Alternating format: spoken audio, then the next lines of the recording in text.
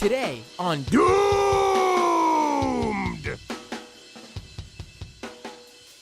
In France, the far right was expected to win in the elections last week after basically coming in first in the prior round of elections. However, a unified left, parties from across the left to center left spectrum came together to basically deny a far right win, and the far right came in third just this past weekend. So what can be learned from this? I don't know. Let's discuss. Let's find out. Let's pull me up here on the feed here on the live stream if you're watching. Oh, hello everyone. Hi. How are you? How are you? It's been the first time I've seen some of you or spoken to some of you since the 4th of July, American Independence Day. We will be having a caller from France ringing into the show shortly so we can discuss what happened there. I will say it is amazing that basically something worked out. I mean, I was seeing like a few weeks ago it was basically people talking about like they were in dire straits, like they were gonna be screwed, and that it was a sign of things to come, with the anti-immigration, anti-migrant sentiment really being weaponized over in Europe by these right-wing parties. And here we go. I got this caller. Here we go. All right. Let's do it. He's going to give me a ring right now.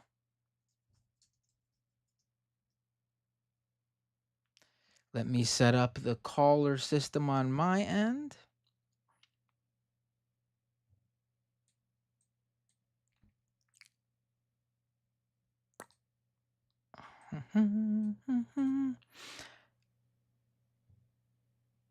I will say it uh-oh, what's this?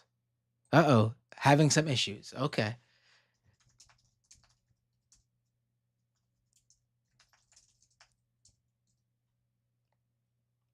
All right, well, our caller from France fixes their issues. No problem. We'll wait. No rush. This is what I wanted to talk about in this episode. I've decided I'm going to be much more laid back in how these streams come and go. I used to really stress out about presenting a show. But you know what? You guys, you're all chill. My viewers are chill. We're going to take the technical issues, the audio issues, the visual issues, all the issues, my own mental issues. We'll take them as they come along. And we'll just deal and still put on a great stream. I want to say that this is it's unfortunate that we have to have this conversation. It is now July 10th, just one day after. Well, first of all, I want to say July 9th, yesterday, was my son's 9th birthday. My kid, my son Ezra, is 9 years old now. It's 1 year away from double digits. No more single digits very soon for him. I'm very it's making me feel very old that I've been a parent for nearly 10 years. It feels like it's been forever, and it feels like it's brand new. Somehow it feels like both at once. I can't explain it. But if you have kids, maybe you understand that feeling.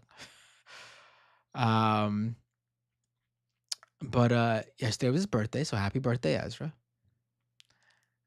And yesterday, unfortunately, was also the end of the line for France in the Euro,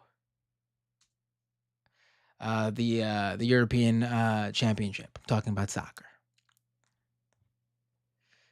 So France has been eliminated right before the finals. England just won today, so our final Euros match is Spain versus England for the championship.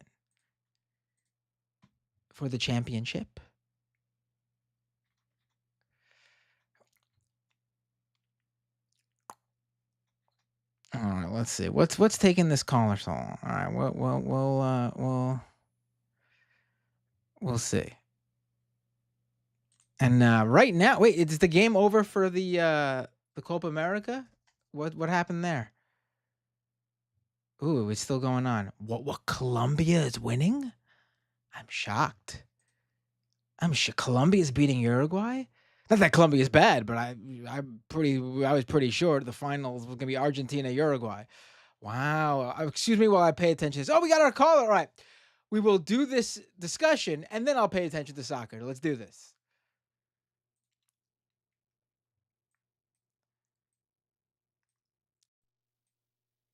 Hello. Uh-oh. Hello. I do not hear you. Don't worry. Figure it out. We'll wait all night if we have to. I think I heard you. Hello? I heard you for a split second. Hello?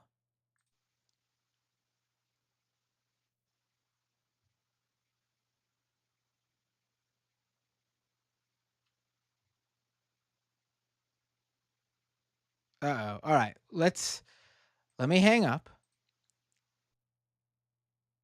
And we're gonna figure this out. We'll make this happen. And I'll just have to, I'll edit. I'll edit the audio for the for the podcast. Uh-oh. They just dropped off completely. Of course. Oh, wait. Colombia's got a red card. Ooh, they're down a player and they're down a player. They're playing with 10 men on the field and they're still winning one. Well, let's see how long that lasts. Wow.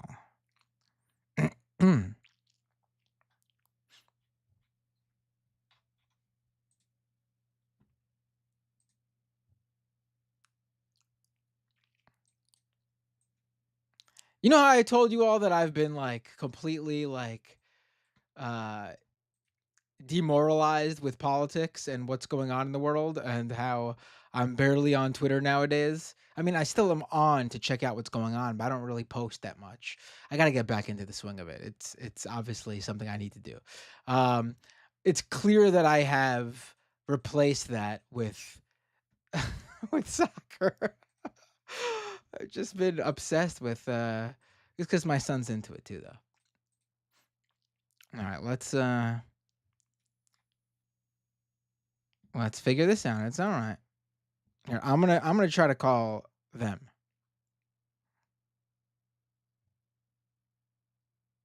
Let's see.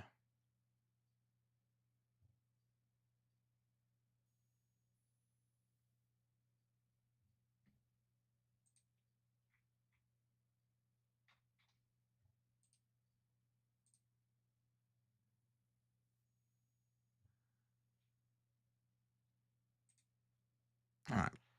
Well, if someone else wants to call in, I will take another call right now. Who's my favorite team? Jules is asking. Well, I mean, when it comes to the countries, I basically just root for the whoever the underdog is in the match. Like yesterday, I would have been great to see Canada beat Argentina. We were watching that. Even my son, who's a huge fan of Argentina and Messi, was rooting for Canada just to make it interesting. All right, here we go. Let's see. Hello. Hello. Hey, there There we go. Hey, how you doing? Just to set us in here. I do hear you. We are good to go. The show is back on track. Hey, why don't you you've previously called in. Why don't you just really quickly, um, to anyone who missed that episode or needs a reminder, you're a listener of the show. Appreciate it. But for everyone listening, why don't you reintroduce yourself to everybody? This is Jess from France. I moved here pretty recently, so I'm still learning French, and I'm pretty new to a lot of this stuff. So this is my first year here, and I had to face all of this election stuff and right wing winning and all of this stuff. No, So this is I don't know where you come from, but I don't know if you want to share that. That's totally up to you. But I assume as someone who's a recent migrant to France, seeing Mhm. this election play out and the far right basically using migrants to propel that into a victory, I'm sure that was a nerve-wracking experience.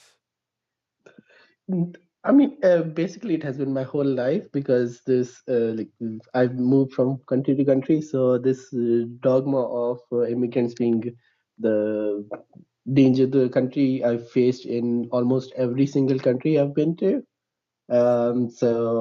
It's nothing new to me, but yes, Right, um, right. I yeah. mean, for you, it's not anti-migrant; it's anti-nomad. That's what.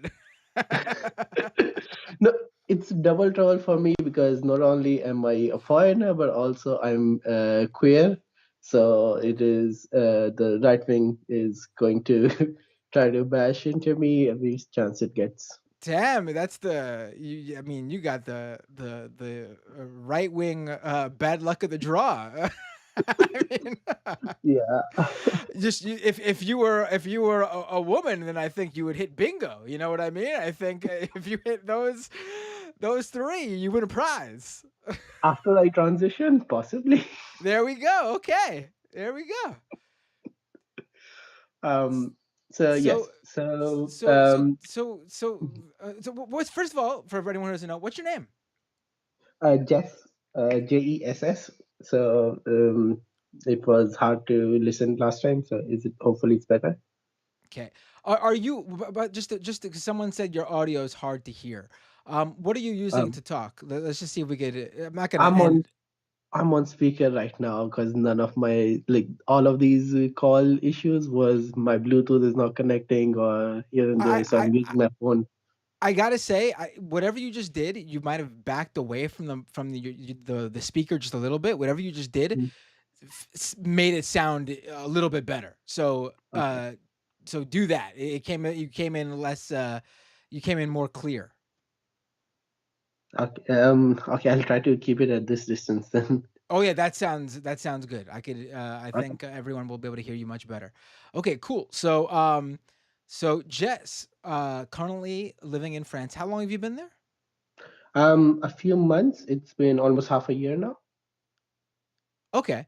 I mean, a half a year is nothing. I would go if I don't think I've ever been anywhere for half a year other than in New York. But so you called in a couple of weeks ago to talk about what happened. So let's give people a quick sort of a summarization of how we got here and what happened.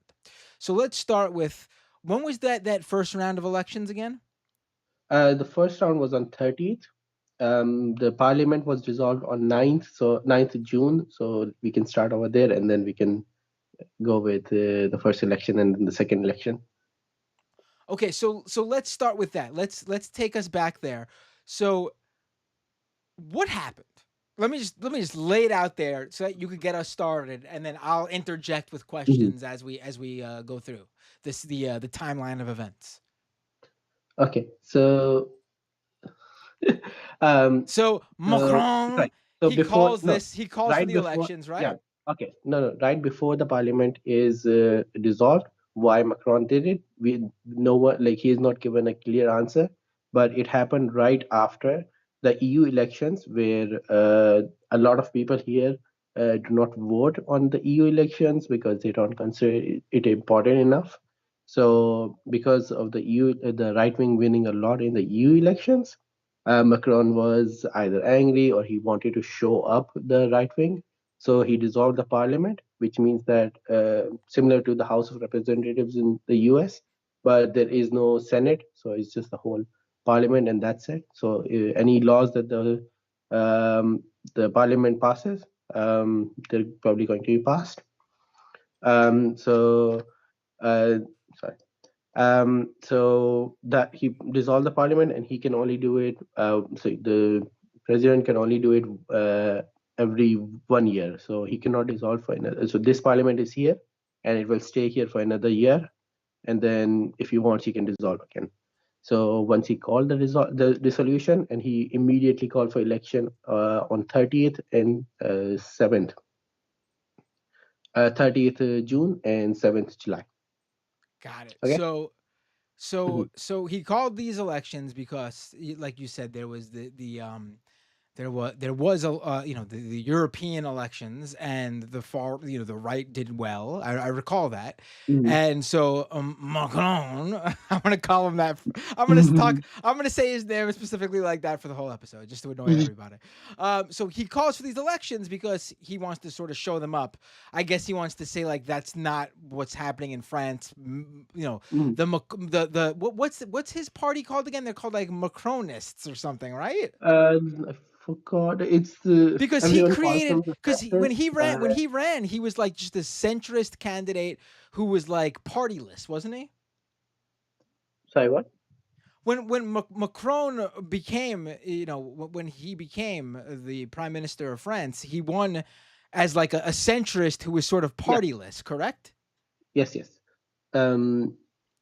Yeah. I think Resistance. Sorry, Renaissance. Party. Okay. So Okay. he calls to basically show that he calls for these elections to basically show that, um, he and his party are still popular in France, and that Hmm. the broader elections in Europe cannot be extrapolated directly to France, Yes. and Yeah. it doesn't go that way. Yeah. So his whole, just like Theresa May, his whole thing is just under. Sorry. Um, whole calculation just goes under because he was not expecting the leftist coalition to get to left wing parties. So there's multiple parties for the left wing, and there's multiple parties for the right wing. So he was not expecting all of them to the left parties to get together, and so that's what happened in the last election as well for him. His own when he became the president was that. The left parties did not come together, and because of that, he all the votes were split. And the tactical voting was that, oh, instead of going right wing, we're gonna go vote for the centrists. So that's what happened. Right, and that's we're still talking the first rounds, correct? Just want to make No, sure. no, this was I was talking about the when Macron was elected was through this same way of, oh, the leftist parties are all collapsing or like they're infighting, and because there is no unified platform or unified reason behind them, Oh, the okay, okay. I got yeah, confused. so they Okay, did so not you're get enough votes in the first round in the when he was being elected. Did not get enough votes, so he was expecting the same thing to happen over here. But so let me just make sure I got this straight, because I got confused myself, and then I confused my audience, and now I really screwed up for everybody, sorry, didn't sorry. I? No, that was on me. So what you were saying is that when Macron basically came into the rise of Macron, and when he came into power, it was Mhm. because the left was divided, and Yeah, it split up the votes, and so he was able to sort of break through and win, and then this sort of centrist party forms around him. yeah. No, he was in the centrist party. So the leftist parties had to sort of vote tactically vote for the centrist party in order to not have the right wing to come to power. Right. Yep. So he was expecting the same thing to happen here, so that he can be like, oh, everybody trusted me, or like this is my government, etc. So he was completely like, in my opinion, I think he was completely expecting for this to happen. What the left parties did was the one of the most impressive things ever, was that in 4 days after the whole announcement was the dissolution of the parliament. Let's not get Mm. ahead of ourselves. Okay. Where are we still talking about right now? Are Okay. we're not talking about this election, right? No, we come to this election. Let's not come here yet. Tell Okay. me. So let's go back to a couple weeks ago Hmm. when the far right won. Le Pen and her party, did extraordinarily well in those first rounds. Okay. No, no. Well, So that's so that's let let's that's the let's problem. So this let's this go there. coalition, so yeah, so this coalition formed before that. So this is where the whole thing comes in. So this is in like after 4 days. So ninth, the parliament dissolution was announced, and within 4 days, the all four of the leftist parties, four of the major leftist parties, came together and formed a new coalition called New Popular Front. Okay. Got it. So this was in the, so I think on the 13th or something, June, they had this and they released their whole logo, as well as what their propositions are, what they're going to do, etc. And they released all of that. And people bonded together, people came out in droves for that agenda. It is a good one. We've talked about that before as well. So now we can go to the first round if you want. Yes. So okay. Now I got it. I've confused myself multiple times for no reason because you were completely clear. So we got the left party before the first round elections a couple of weeks ago. The basically formed a new leftist party where all these left wing groups came together, basically in hopes of not just denying the far right, but also Mhm. to usurp the Macronists. Yes. Got it. But this is not a new party. It is just a coalition. This is like four parties working together. It's Right. not a That's what I. single party. That's what. Yeah. I know what. I know what you're saying. I just. Mhm. I'm talking like an American. You have to Yeah, bear with no, but me. this actually, no, no, but this causes an issue with what is happening right now. So that's why I wanted to make Okay, clear. so these are Yeah. still set. To be clear, these are still separate parties, but they formed a coalition. They're working together to make sure Yep. that one left wing party is not denying another left wing party where they're Hmm. stronger than the other left wing party. Yes. Got it. Okay. Okay. So And then so so yeah. so this happens before that first round election. Yet the far right still pulls it off. What happened there? Yeah. Over there, the we have way too many candidates, and then there's multiple other parties as well. So there's spoiler parties, which are the centrist, sorry, Republican centrist, which are sorry, center right, even from the centrist party. And there's some other leftist parties that did not join the coalition as well. So there are a lot of places where the right wing was uh, pulled it off, because the centrist parties were still there, the leftist parties were still there, so they were still the split vote between the centrist and leftist. So Macron party and the leftist parties both were taking votes from each other.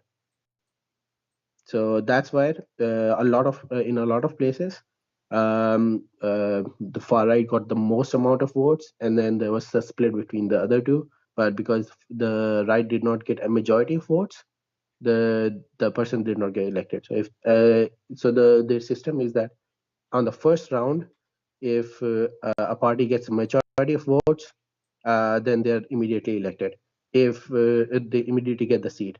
If they get less than majority, no party gets the majority, then the any party that has above 12.5%, that party can take place in the can take part in the second round.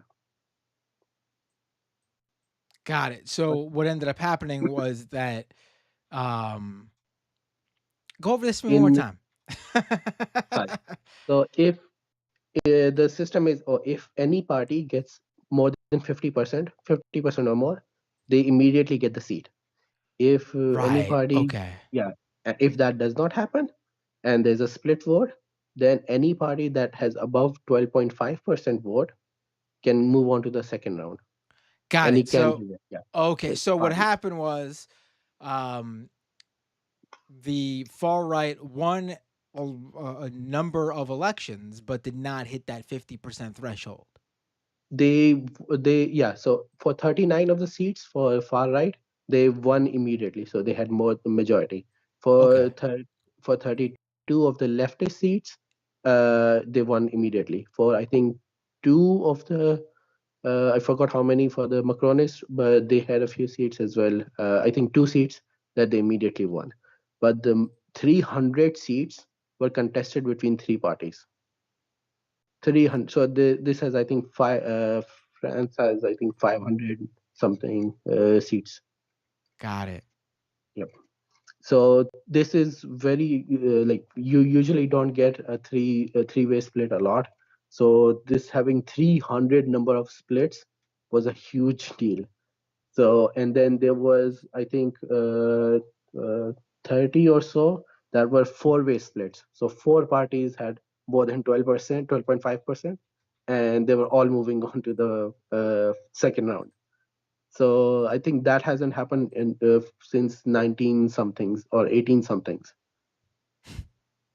So yeah, this was a huge, like, a very unprecedented election cycle. Right. And so the takeaway here, though, at least at that moment, was that Macron was wrong. There was clearly sentiment that led to people not, voting Hmm. for his party, Hmm. putting his own, party and himself in Hmm. jeopardy. Hmm. And in addition, um, the far right, while coming in first, which should clearly, rattle people, because it means that what they were running on, this anti-migrant sentiment that they, was the sort of, I guess, the heart of what they were running on, that is clearly taking hold in some corners of France and Hmm. Europe as a whole, obviously. Um, but at the same time, they weren't outright winning enough seats. Yes, they only won, I think, 39 or 32 seats. Right. I'm I think you said forgetting which one got 39, which one got 32. So that's one of fine. them got, yeah. So, okay. So in the total number of votes, so National Rally, which is the right wing, had 33% of the votes for the first round. New Popular Front has 27.99%, so 28%. And the Centrist Party, which is the Macron's party, got 20% of the vote. So Macron's whole deal of having a uh, well, people rally him was completely wrong. So his usually the incumbent has an advantage. So he had the third. He got third. So this was a very, very terrible look for his party. Right. I mean, yeah. Yeah, Yeah.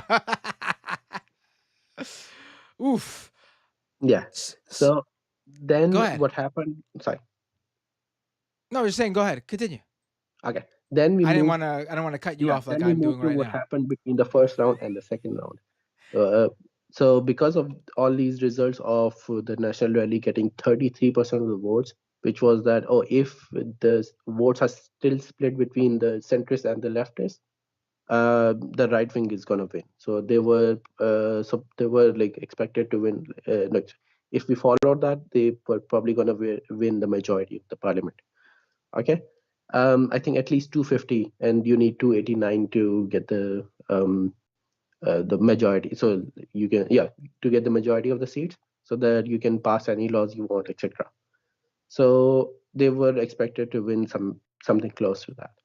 And then they could work with the other right wing parties to form a government and then pass whatever bullshit law they wanted. So what happened was, because the whole election was about to undercut the right wing party, the centrists, thank goodness, they cooperated with the left wing parties. So what the left wing did was, after seeing the results of the first election, they were like, any place with the three or four um, uh, candidates in the race, if our candidate got less votes than the centrist, we're gonna drop our candidate. And they're competing against the right wing, then we're gonna drop our candidate.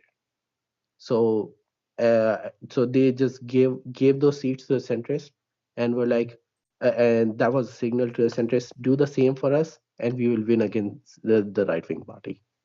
And the Macronists waited until the last day. I think it was Thursday or something like that, Wednesday or Thursday, that they had the deadline of dropping any candidates from the second round. So they, I think, waited until the last day to announce that yes, they are cooperating with the left wing party, and they're dropping any candidates that are second or third, that are below the left wing parties. So because of that tactical planning and the cooperation of between the left and the right and the centrists, they were able to just keep the candidates that had the highest chance of winning. I And that I I think. remember I recall hearing right after, because the left wing parties really quickly basically Mhm. agreed. I recall saying, like, right after the results of that first round, and when they realized the far right was coming in first, I recall reading numerous news articles and pieces about how the left wing parties were immediately saying, listen, we will do whatever it takes to deny the far Yes. right win here, which Yep. means that if we are coming in third to even a Macron a Mhm. Macron candidate, we will drop out and work to elect that person over the far right candidate. Yeah. Whereas, Exactly. like you said, it took a while for the centrist party, excuse me, Hmm. to agree to do the same for Yeah. the left. Where if a left Yes. wing candidate was coming in first or second, they Yes. would drop out. The Macron candidate would drop out to ensure Hmm. the far right loss. Yes. So the leftists were like, okay, we don't care. We just want the right wing to lose. So they did this before, and either it was to show the trust in the Macron, that the Macron will do the same, or it was just that um, we don't have any other choice. Either way, we are gonna lose if we don't do this. So thank goodness Macron did the same. Otherwise, I think that we would have lost a lot of seats. Yeah, I mean, was there uh was it like the media or the people of France, were they starting to give you know the Macron party hell for not agreeing to this for a while? Like, was there like pressure on them to do this from like the media and the people? I don't know if it because most of the media is in French. Oh, I do right, not right, know the right, right. yeah. But from the people, yes, there was a lot of pressure, and this the left acting first was the pressure that was to do the same for us. Um, so and plus there was protests or protests going on, not protests but like rallies going on at one of the popular squares in Paris. So to pressure the Macron to drop and to do the same thing. So I don't know what was the most convincing part that convinced him, but they did that. Well, so here we are now. Just this past weekend, there were there was concern. People really, like, the right wing thought they were going to win in France, and Yes. you had videos of like their little parties waiting for the Mhm. results to come in, and it was a meme online. Mhm. Was it expected among the broader public that the right would still win, even though the left wing coalition and even the centrist party was had finally decided to work together? I think there was a very strong fear that it would. They still would, because the right wing is getting more and more stronger. So if with this, I can, if you want to discuss the number of seats, that the one, but like from the last time, this was still a shit and sorry, a lot more seats and a lot more popularity, and like 33% of the votes from, I think the participation rate was 69% or so. So one third of the voting population did this, which is a terrifying thing. Um, I think there was still a lot of fear that the only thing that might have saved us was like the same electoral college system or something like that, where it's like the seats that matter, not the population, the number of people that voted for it. So in a lot of places where there were people that were leftist, that they voted for, or like centrist, or even center right, but they did not want the far right to come into power. They voted for the centrist candidate or the left wing candidate to block this, and and that but there was a huge fear that it would not come through, even with all the gambles and everything. It might not pull. They might not pull through Hmm. because And this was no, go ahead. essentially a whole huge gamble for both sides. Right, right. And it seems like it worked. It seems like I mean, not that it seems like it did work, but what's interesting is that you know the you know the broader public, you know, nothing stopped like the Macron centrist you know voters from you know in their choice between left and right. Nothing stopped them from deciding right if they had no choice of a centrist. But it doesn't seem like they went that route. Was there a concern that would have been a possibility? Yes, that was one of the fears as well. But there were, I think, so the in the first round there was a 69% of people voted, and in this second round it was 66%. I think a few of those people that did vote for the centrist party, but they did not want to go right. They did drop and they did not vote at all. So I think that sort of helped us. But there are a lot of people that did. I think like I forgot what the number is, but there are a few polls that did tell us that the instead of voting for the left wing candidate, they moved to the right wing. But it was a lot lower than. So I think it was less than one third or something like that that did vote for the right wing rather than the left wing, because the centrist party came out in support for the left wing party. They dropped the candidates, and that was like, oh, we're dropping the candidates in favor of this person. So I think that helped. The whole nomination system did help them. Right, right. So So mm, no, go ahead. You were gonna say something, and I was gonna no, cut you off sorry, again. you good, you good. Oh, okay. No, I was gonna say so the right was denied their victory, but they did obviously win a number of seats. So what is the current like who like it doesn't seem like anyone has a majority, but who does have like what are the numbers we're looking Yeah. at? So because of the first round, we were totally expecting the breakdown of either the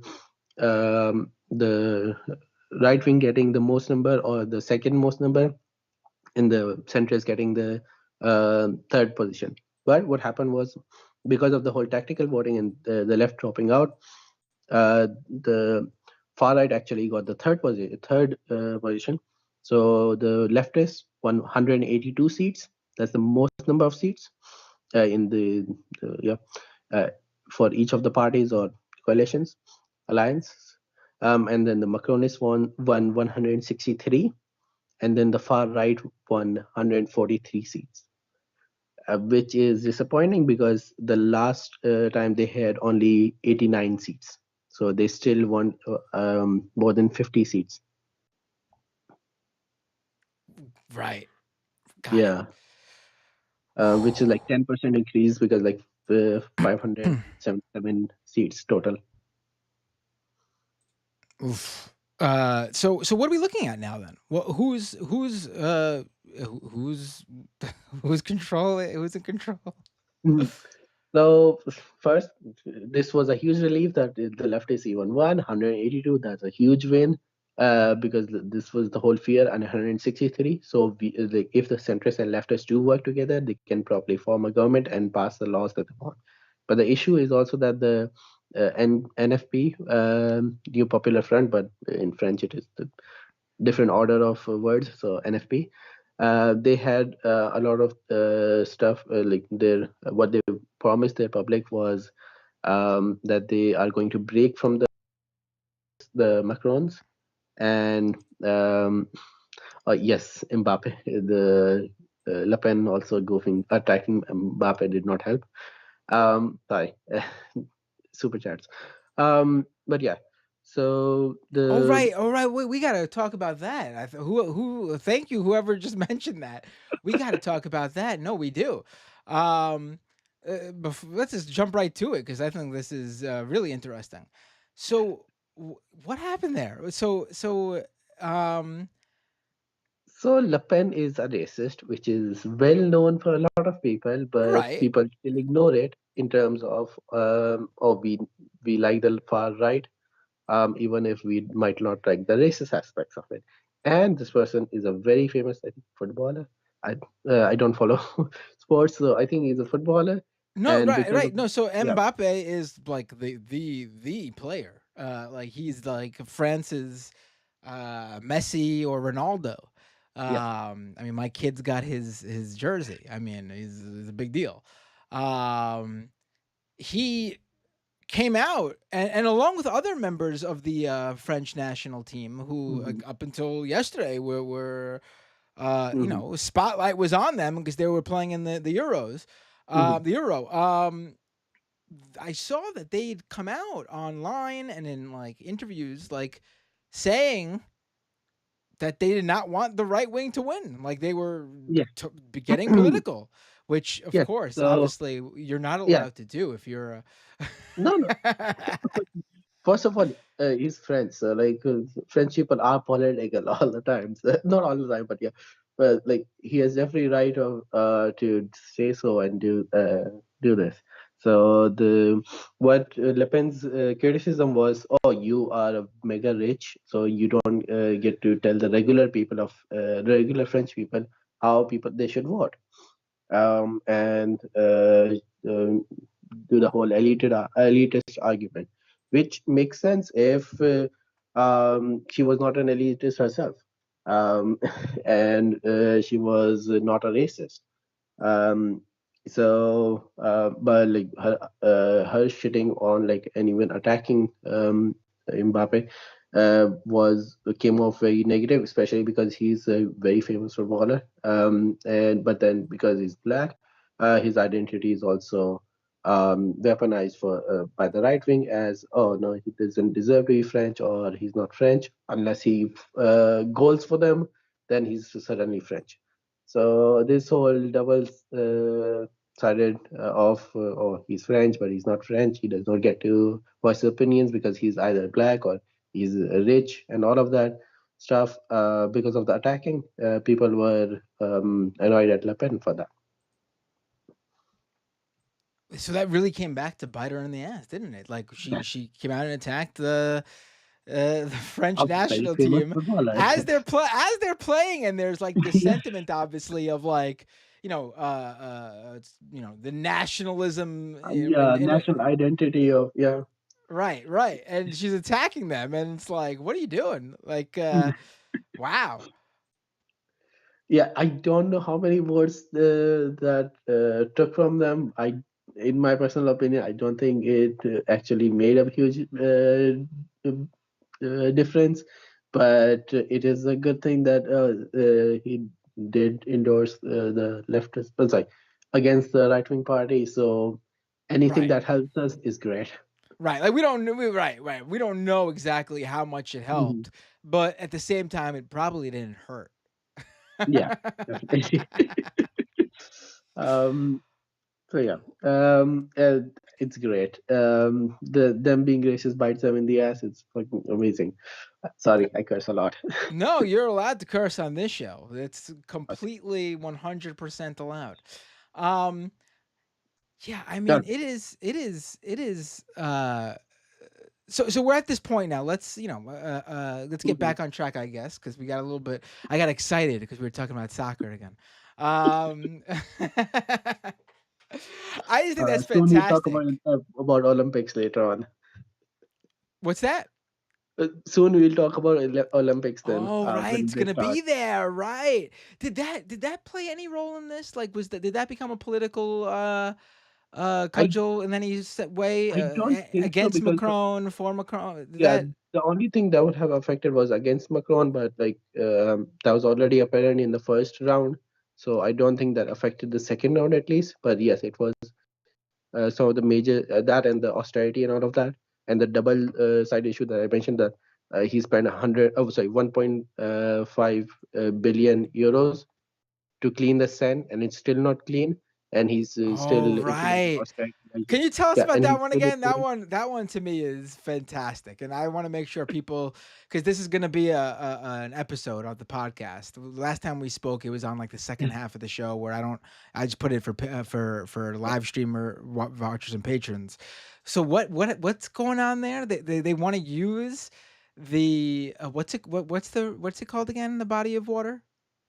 ten, Say it again. ten river. Right, right. So they want to use it in the Olympics, right?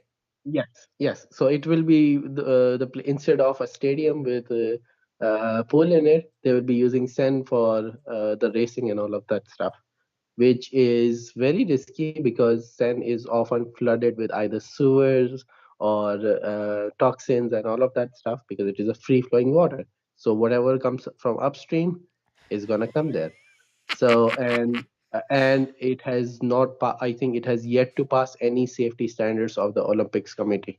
And when's the So Olympics? When's the Olympics again? They got what, like 2 years, 3 years? How long? When's the Olympics again? it's almost 2 weeks. Like I think two more days than 2 weeks. It's on 27th if I'm not wrong. Ooh, I gotta say, if I wasn't interested in watching the Olympics before, I'm certainly interested in watching it now. So yeah, so the expectation is either they are going to find I think they have built a whole a smaller a stadium for this swimming pool with the swimming pool, but they were expecting it to hold a lot more people, and because this was done so hastily and they did not want to spend a lot of money and all of that stuff, it holds a lot less people, and has been disaster. And there was a few train lines that were supposed to be built for the Olympics that were supposed to take from the edges of the city to the center or to the Olympics and all of that. They had made all of these plans, and all of most of those lines, other than a few stations here and there, have been like, oh, this will be built in 2026, 2027, 2028. So all of those plans, all of those overly ambitious plans, they're all coming to shit. You love to hear it. You love to hear it. And speaking of shit, people plan so all to quell the whole the safety standards are as the Seine is polluted. Macron and the mayor of Paris was like, oh, we are gonna swim in the Seine River, and they gave the date of I think 23rd June, and well, people were like, okay, we're gonna piss and shit in the Seine River so that he bathes in it. I don't know if people actually did it. I'm sure some crazy people did do that. But the again none of the safety standards have been met so far. So I'm sure this did not help. So and they when the 23rd came, neither of them swam because he had announced the whole dissolution of the parliament. So the whole voting was on the front of the mind. But people still reported. Do you think this all Mhm. happened because he needed a way to get out of swimming in That's what I said to my friends too. But right. So no, I don't think this whole election just was because all because he didn't what want to wouldn't that be swim. something? Wouldn't that be something? Yeah, exactly. So this whole thing reminded me of how I think Obama it was who went to drink the Flint water. Right. Um, yeah, the same the photo op. The both of them failed, and here we are. um, anyways, that was a huge funny number of days until the whole election and the right wing was winning. You know, Now we come to, if you want to move on, otherwise we can still talk about Olympics if you want. yeah, let's talk about no, let's we could talk about the Olympics a little bit towards the end. Hmm. So we have this issue now, though, Hmm. where what happens next? Let me just ask that. What happens next Hmm. with the with the I guess the Hmm. makeup of the Yeah. parliament? Okay. So what happens next is that a new prime minister will be appointed based on it is usually based on which party or alliance won the most. Who is the guy who had to resign after like Um, centrist France media in France was like he'll probably stay on, and then like an hour later he had to resign. Did you see that? I forgot who it was. yes, I am looking up his name. I'm forgetting his name. Um, French Prime Minister. Yeah, Gabriel Attal. Because I they were like, yeah, he'll probably stay on. What a victory for No, Macron! And then okay, no. So I think when the whole predicted results were announced, he was like, "Oh, I'm gonna submit my resignation on Monday because that's the next working day." So he did go and did submit his resignation to Macron, but Macron rejected it, saying that, "Oh, until the new prime minister is appointed, you're gonna stay on, and I'm rejecting your resignation." mm, So I think what he's trying to pull here is instead of appointing someone left wing or a bit farther left wing, far left, because of the infighting, because the NFP is very new and there's still after the election the infighting will begin again. He's hoping for to elect someone that is right wing, or sorry, more right wing in the leftist parties, so or right. more centrist in the leftist parties. Yeah. Um, Mm, so that's why I think, or he's trying to keep this person in. So that's where me saying that, oh, they're not a single party comes in, because NFP is not a single party. Technically, if he wants to, because his party is only the single party. So if he wants to appoint his own centrist one and as the prime minister, he could go for it, saying that, oh, this is not this coalition is not a party, and because no party has the majority here other than my party, I can just appoint mine. So this is where that comes in, and this is where Macron's shittiness comes in. do you think he'll be successful here? I think he will face a lot of backlash. I don't know if he will succeed in doing so, but he will face at least a lot of backlash. Hmm. So the only thing we know for sure right now is that the far right has been denied. Everything else is sort of up in Yes, the ish. air. Okay, yes, ish. Okay, so the issue is that the far right, the National Rally and their allies won 143 votes. Other right wing parties, including the Republican right, won 68 votes. So they are very close to power. And like this is not, we are not out of danger yet, because this is very close to power that they are. Um, so it depends on how they're going to move forward and how much the centrists will agree to all of the policies of the left wing party, because the left wing party has amazing policies that is going to genuinely help the people, especially where they're losing votes is the rural workers. So one of the issues, like going into issues, if you want to do that, is that the water is being privatized for or like at least reservoirs of water is being collected, and that is being privatized and then sold to farmers at a higher price, and that is gouging out the farmers. So that is that is an issue that the farmers will face, and that the whole banning of um, um, the privatization of this water might actually help the will actually help um, these people. So that's where they could win a few votes here for the future. Plus raising the minimum wage and all of that stuff, and re-reducing the retirement age from 64 not only to 62, which it was before, but they propose that they are going to reduce it to 60. So they're going to go even down. So these are great policies that most of the people will agree with, but if they are able to pass it or not, that's up to the centrist parties. Hmm. So, but then the issue is also that the farmers or the rural workers are the rural people are um, landowners and all of that stuff, and they benefit a lot from undocumented African migrant labor.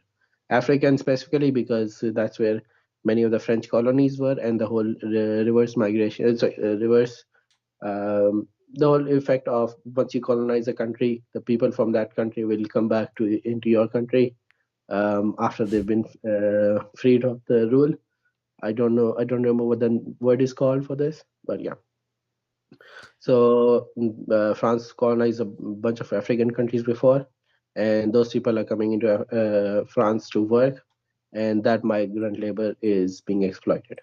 So, but the NFP has a policy of making it easier to have a path to citizenship, or at least be documented. And because of the proposed higher minimum wage, that is going to hurt the rich people. So they and farm and like farmers that are exploiting these people, landowners that are exploiting these people. So they might lose some vote there, but it's a good policy. So I don't know how much they're gonna lose votes versus how much they're gonna win because of this. So it seems like though, if things continue to head this direction, that we'll be back at square one next time around, right? With a perhaps an even I stronger right that's Mhm, further, weaponizing those mhm, same issues, but they'll use the mhm, fact that, oh, you voted for the other mhm, party and this is mhm. still going on. Now finally give us the shot, right? I mean, I Yeah, guess that's yeah, what the concern, right? That's going to be what they could run yeah. on next time. Yes, so that's one of the fears, but like, so what could happen again is after 1 year, Macron could dissolve the parliament again if he wants to be an asshole. Um, so he could dissolve the parliament again and do this whole same song and dance again. So I don't know what will happen then. But what I'm expecting is after 3 years in 2027, that's the next election for the president. So Macron cannot run because this is last term. So what I'm totally expecting is a full-on battle between the left and the right, and I don't think centrists will be in the picture at all. Because we could see it from this whole first round and second round that centrists were not wanted at all. They were only chosen as an option because the other option was so terrible. So I am we are at least I am totally expecting if the NFP actually succeeds in staying together for 3 years and even after that, that it will either take control or it will duke it out directly with the right wing. Hmm. So Well, let's see how it goes. But I think the centrist part, like the time for the centrist party, is gone. so so we could possibly see that a situation where um, Macron is still in power, yet there's no support for his party.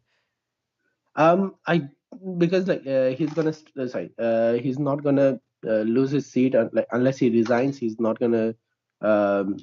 He's still gonna remain president for another 3 years. So if this government remains, so his party is just the second ranking.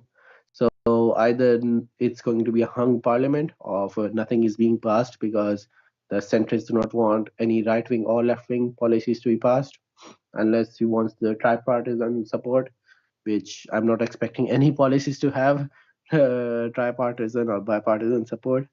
Sorry, tripartisan support. Some of them might have the bipartisan of centrists and leftists, but yeah, because of the whole leftists promising that they either are gonna break from the centrists, or like their promises are very ambitious.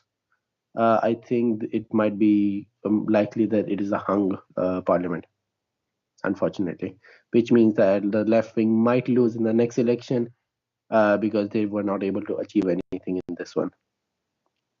And they'll be blamed even though they Yeah, don't. Yes. Oh boy. even though the centrists are the ones to blame because they're not cooperate. Let's see how much they cooperate, but I'm totally expecting this to happen, and they're going to blame the centrists. Sorry, That, they're going to blame the left wing instead when the centrists are to blame. that's how it seems to usually work, doesn't it? Yeah, That's how these things seem to go.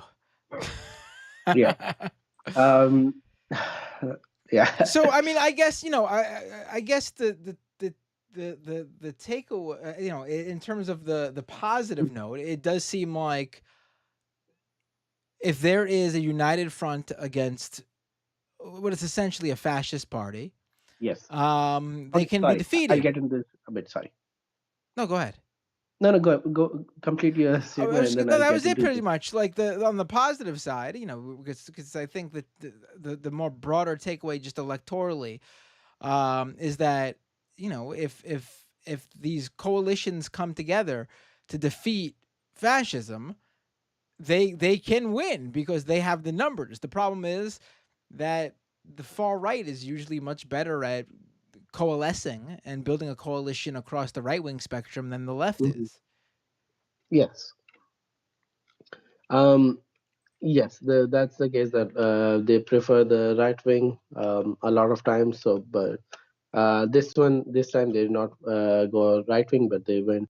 They finally subsided with the work with the left wing. So that's why we won.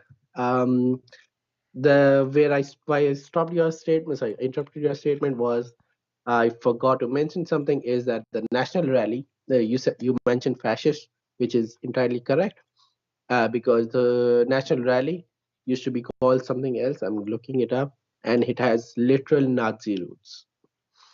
So it was formed by a bunch of Nazi people. I'm looking up what the whole situation is. But when Marine Le Pen became the whole leader of this party, she changed the name and everything in order to distance herself. But like most of those supporters and everything are actual Nazis or Nazi supporters at least, and all of that stuff. She yeah, so they still have a lot of anti-Semitic beliefs, and I think they still have some of them are anti-Zionist because they are very anti-Semitic. They Right. want all the Jews to die instead of going to Israel. So um, they have literal. I, you might have to look it up later on. But they have literal Nazi roots. National Front, I think that's the previous name. Yeah, Right. National Front is the previous name, and she just changed the name and expected to all of the supporters for To that get it. Right. to just forget it. But yeah, so they are not just fascists; they are literal Nazis, and I don't get why people. I know why some people would vote for them, but yeah. Man.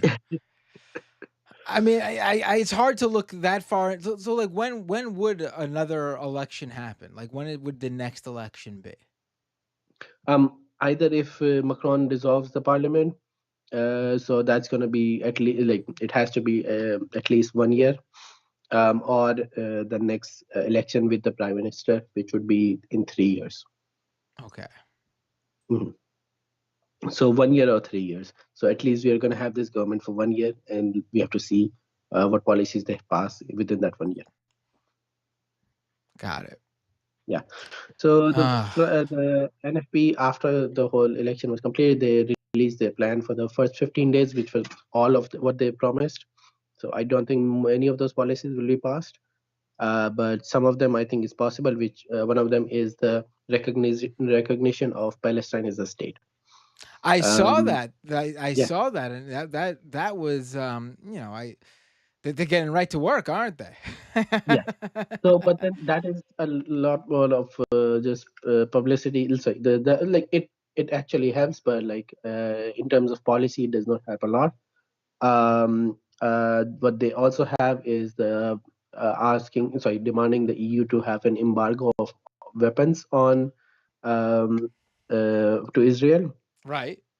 So over there, the issue is that because of the election that we mentioned that caused the whole dissolution of parliament was the EU elections where the right wing won.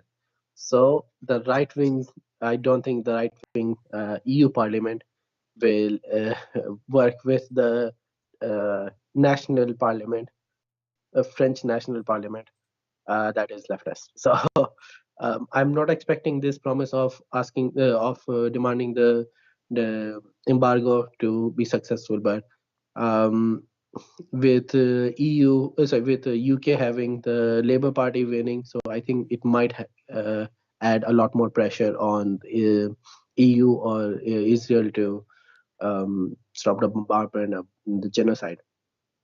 But again, unless US stops, nothing changes. Right. But it's just good. I Um, guess it's just good to see mhm, that they're, prioritizing it. I mean, for the fact that yeah, they won and then immediately, um, brought it up. I mean, that's a yeah, it was a good sign to me. But at the same time, like you said, it's fully dependent on how it actually plays out and who yeah, they possibly worry to offend and affect other relations with. yeah. Um, let's just it's I think this parliament will come in on 15th of July. So then so right now we still have the older parliament. Yeah, So and then we'll in the take it on the from 15th, there. yeah, and then we'll take it from there, and then they will have until the end of July to enact all of these policies. Because they have promised in the first 2 weeks. So we'll see how it goes. I'm gonna keep following it and let you know. No, thank you. This was very interesting. Because I was following along with what was going on, and I'm truly interested, and I pay attention to this stuff, but it's not my forte, international politics, and I am glad that someone like yourself, Jess, who's been living in France and been experiencing this firsthand, uh, and I do think that being there and also being someone who, um, you know, your livelihood, your being Yeah, is on the line there mm, based on what the right wing was running against. yeah, I think it's extremely important to not only hear from you, but listen to your perspective on how things played out. So I really appreciate you taking the time. I know it's, geez, what time is it over there right now? It's got to be what, 4 in the morning, 3 in the morning? 4:22 a.m. Ah, 4:20 a.m. Huh? Are you a smoker by It any chance? it is it is illegal here, but yes. Okay, so well, I'll let you go so you could enjoy. And I don't know what I'm doing Thank you right so now. much. Um, Thank you so much. I'll keep you updated, and then next, I won't be here next week, so I can call in after that, and yeah, and I'll give you the news on if there's any updates on Olympics or stuff like that. I don't think I can make.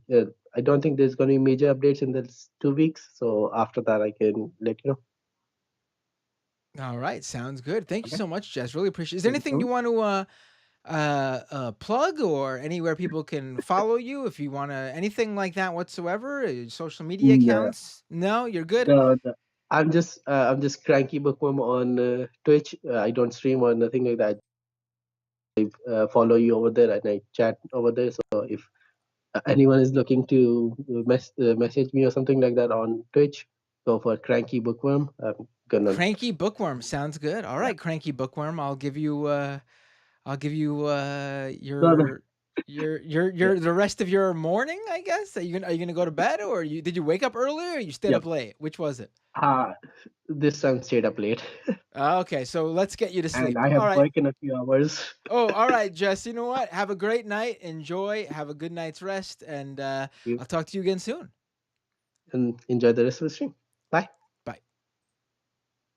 That was very interesting. I'm so glad we got to hear from Jess.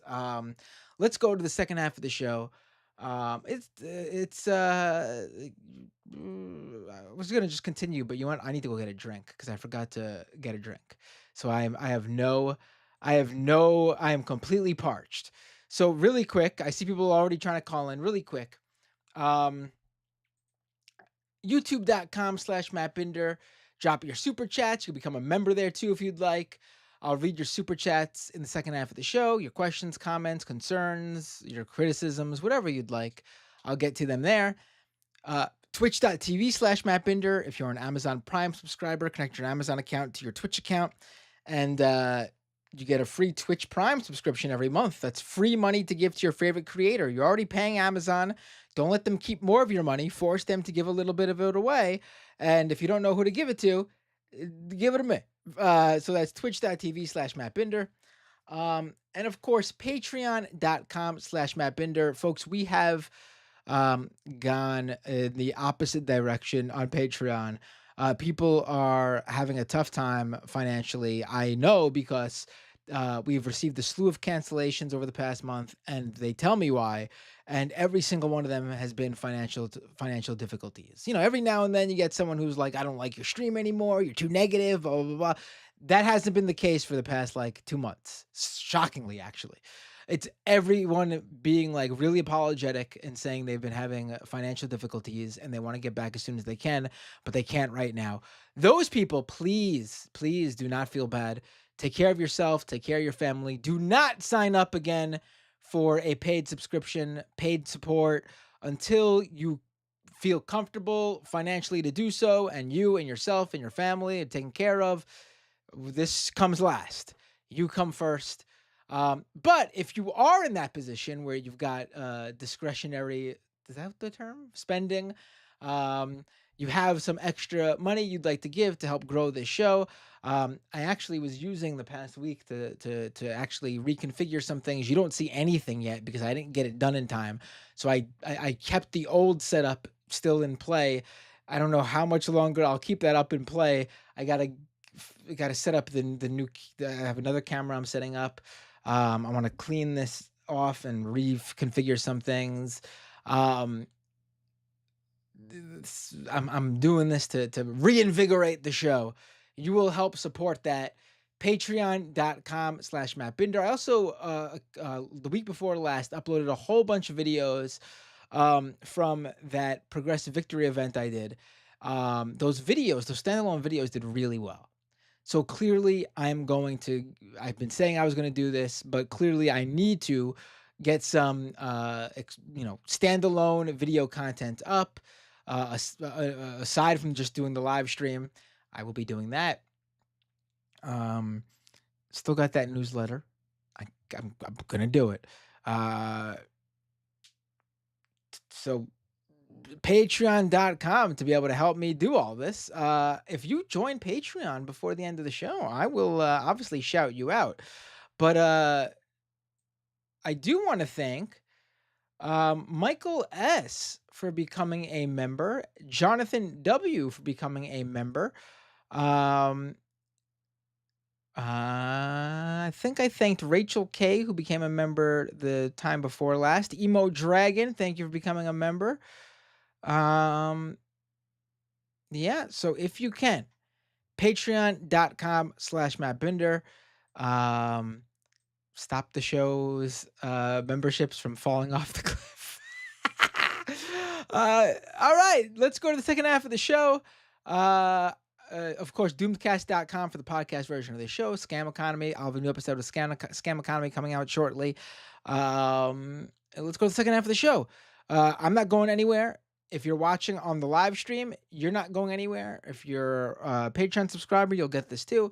Freebie podcast listeners, this is where I say to you, I will see you all next time on Doomed. Everyone else, stick around right here. After this short break, I will be back. Everyone else, see you next time.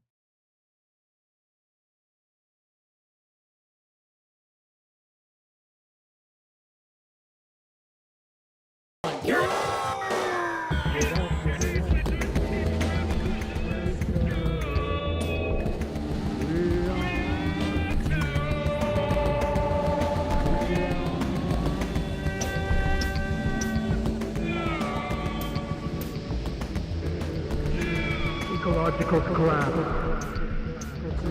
corporate fascism, corporate journalism, police brutality, voter suppression, austerity economics, education masses, rampant homophobia, armed strength. We got our first caller.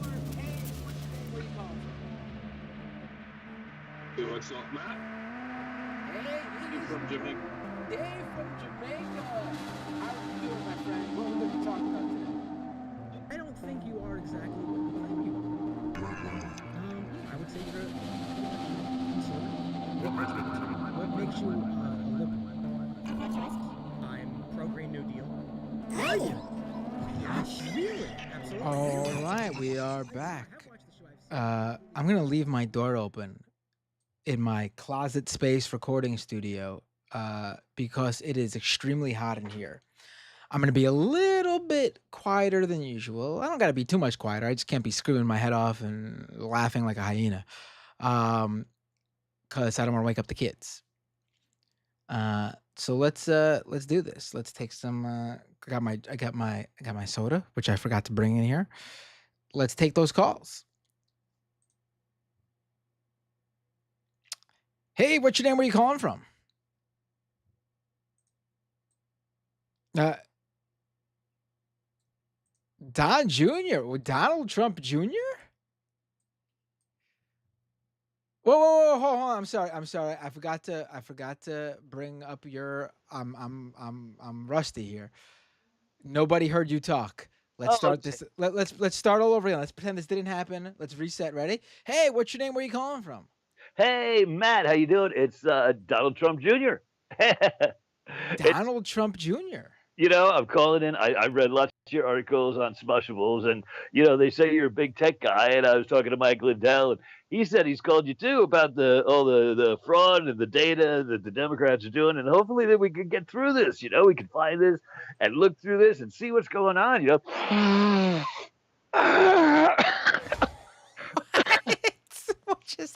What just happened? No, excuse me, pardon me, sorry. So anyway, I was coming home and I was bringing Kimberly back from her daily lip injections. I mean, she's looking beautiful, isn't she? Come on, hubba, right?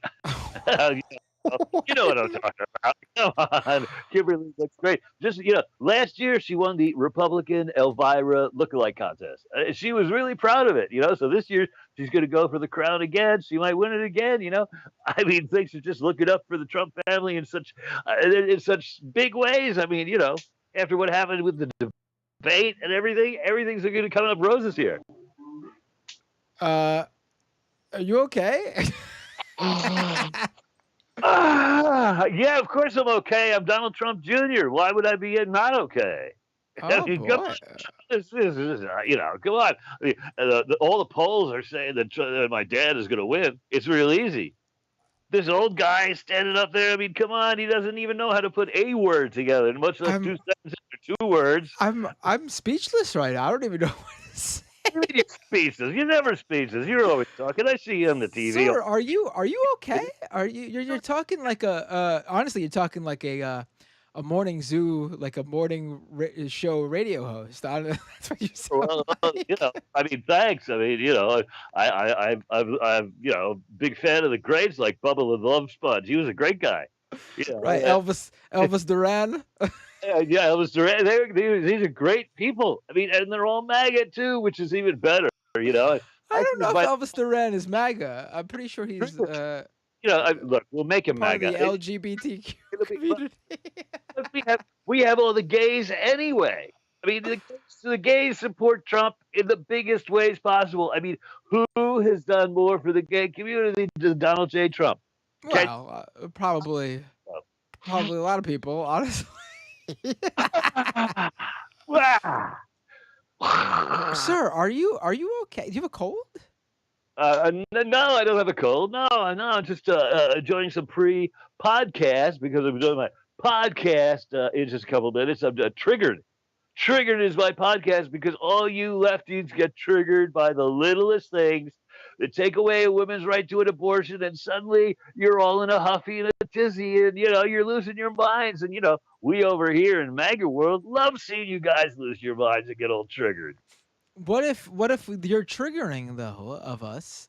I've Um, been look. We ran it through Frank Luntz. Frank Luntz says it was a great idea, and so that's why we went with it, and that's what we're doing, and that's what it's well, called. but Trigger. let me ask: what if this obsession with triggering the left actually ends up making you guys lose? Won't you feel kind of silly?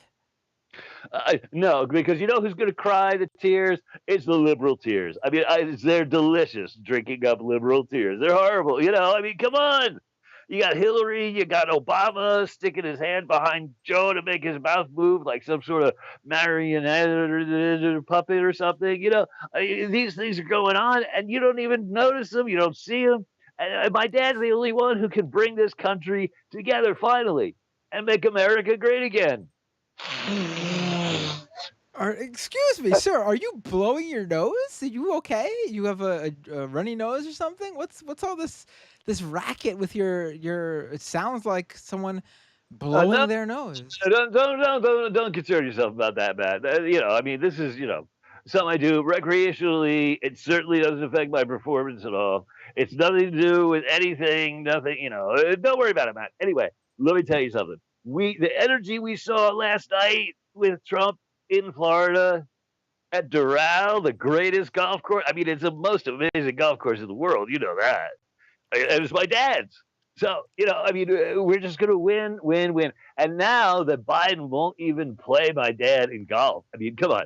If you want a president, don't you understand that they need to be able to play golf? And the guy can't even play golf. Is this really a thing for you and your dad? You're gonna run on the golf thing? Well, he's already challenged Joe. Didn't you watch the speech last night? It was a great speech. He's challenged Joe to a $1 million golf game, 18 holes at Doral, and we're going to give the money to charity. Probably the Trump Foundation. a great charity, a really great charity. I mean, excuse me. What are you, sir? What are you? I still don't understand what it is you're doing. Are you okay? I'm doing great, Matt. Matt, I'm doing great. Things are terrific, Matt. So you've done something that sounds like the blowing of your nose at least a dozen times since talking to me, and we've only been on the phone together for 6 minutes, sir. That's 2 times a minute. I'm not blowing my nose, man. What makes you think I'm blowing my nose? Then what is that? What is that noise? I don't know what you're talking about. Hold on, let me hang on 1 second.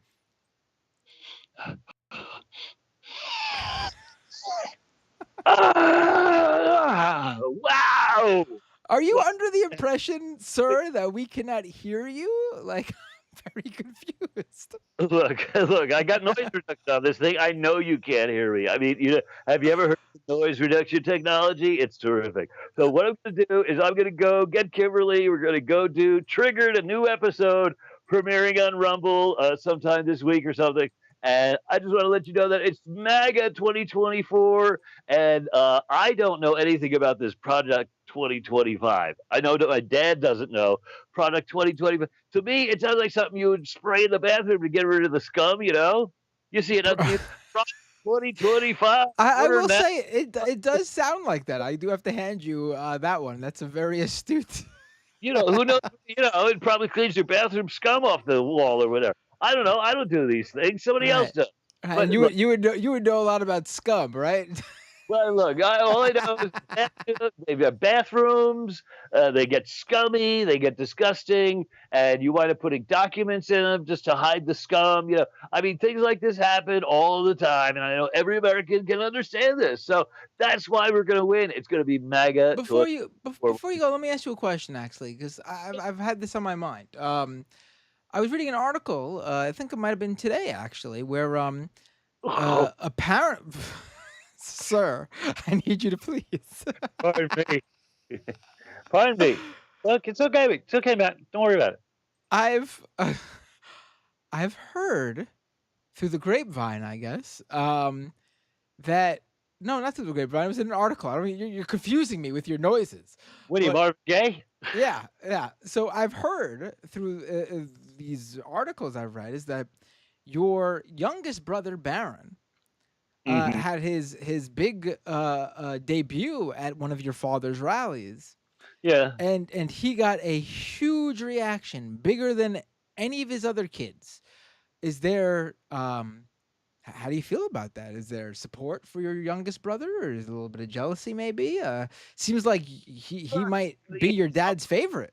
Let me tell you, my dad has a favorite, and it's me. I know that. I know that. I mean, the love and caring I get from my dad. I mean, he's just the warmest, funniest guy. I mean, you never know what's going to happen. He's always a riot. He's always a great guy to be with. He's so caring, warm, and empathetic. I mean, that's what's so great about Trump. He feels everybody's pain. That's what's happening. I And don't know if that's what I would say when I think of the name Trump, but okay.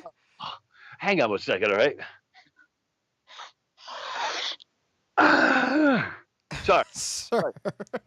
So anyway, let me tell you something. It's MAGA 2024. We're going to do the podcast right now. It's been wonderful talking to you. Keep up your great work on Smashables and whatever, wherever else you write. And I'll be watching you on Twitter because you're going to be on the list, I think. When we What? get the list, Wait, what list? Well, hold that. What? the list for the gulag, I mean, the enemies of Trump, there's going to be a list, and we're Are you already. just openly telling me this now? It's never going to get far from when I'm telling you on this tiny little show. So I'm giving you a little insight or whatever. Ooh, okay. I guess I'll have to really make sure your dad loses now if you're gonna let me know that I'm on the list in advance. Thank you. Oh, you're on the list. Cedar's on the list. Viglin's on the list. Dylan Burns is on the list. Boy. I mean, I could get the list, but it's like 40 pages long right now, so I'm not going to go bother with it. So, hey, it's been great talking with you.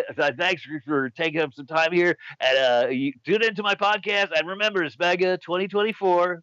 We have nothing to do with Product 2025. Nothing at all. So, thanks a lot, man. That's how you take care, Don Jr. Everyone, Don Jr. With a runny nose. Have a good night.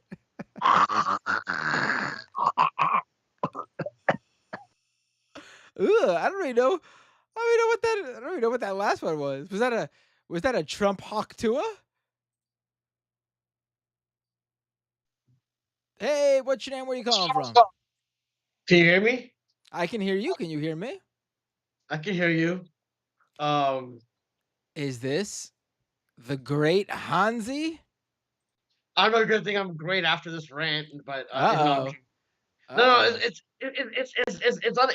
not against you. Because here's the thing: the last time I called in, sometimes I checked the video comments, and sometimes it'll be Don't do that. positive, obviously, right? And then some of never, them will be never do that. There's no reason to ever read the comments on anything anywhere. no, okay, but let me clarify. Two comments that really got to me, and someone's like, "Oh, Yeah. Hansy's being too negative. He's too lost in the sauce." Because I'm looking at the overview of what I believe is going to happen. Okay, fine. okay, fine. I'm too lost in the sauce. Other one was Hansi needs media literacy. It's like, yeah, maybe the media literacy, it would work for me if maybe everyone in the fucking media wasn't fucking cartoon sitcom characters. All right, you know, Hans, like it's does not help to read the does not help to read the comments. Go ahead though. Go ahead. okay, what I'm trying to say is, okay, listen. I understand the mainstream media is shit. You need to call it out. And I'm not. This is not defending Biden's cognitive decline, whatever whatsoever. But when I feel like the whole conversation, to me at least, and I know you're not going to agree with me. The whole conversation, I feel the whole conversation around it is very kayfabe and is very limited. Because listen, if I think a lot of it's predetermined, already know how this fucking works out. Like the WWE doesn't wants their main event guy to be in WrestleMania, but what's it called?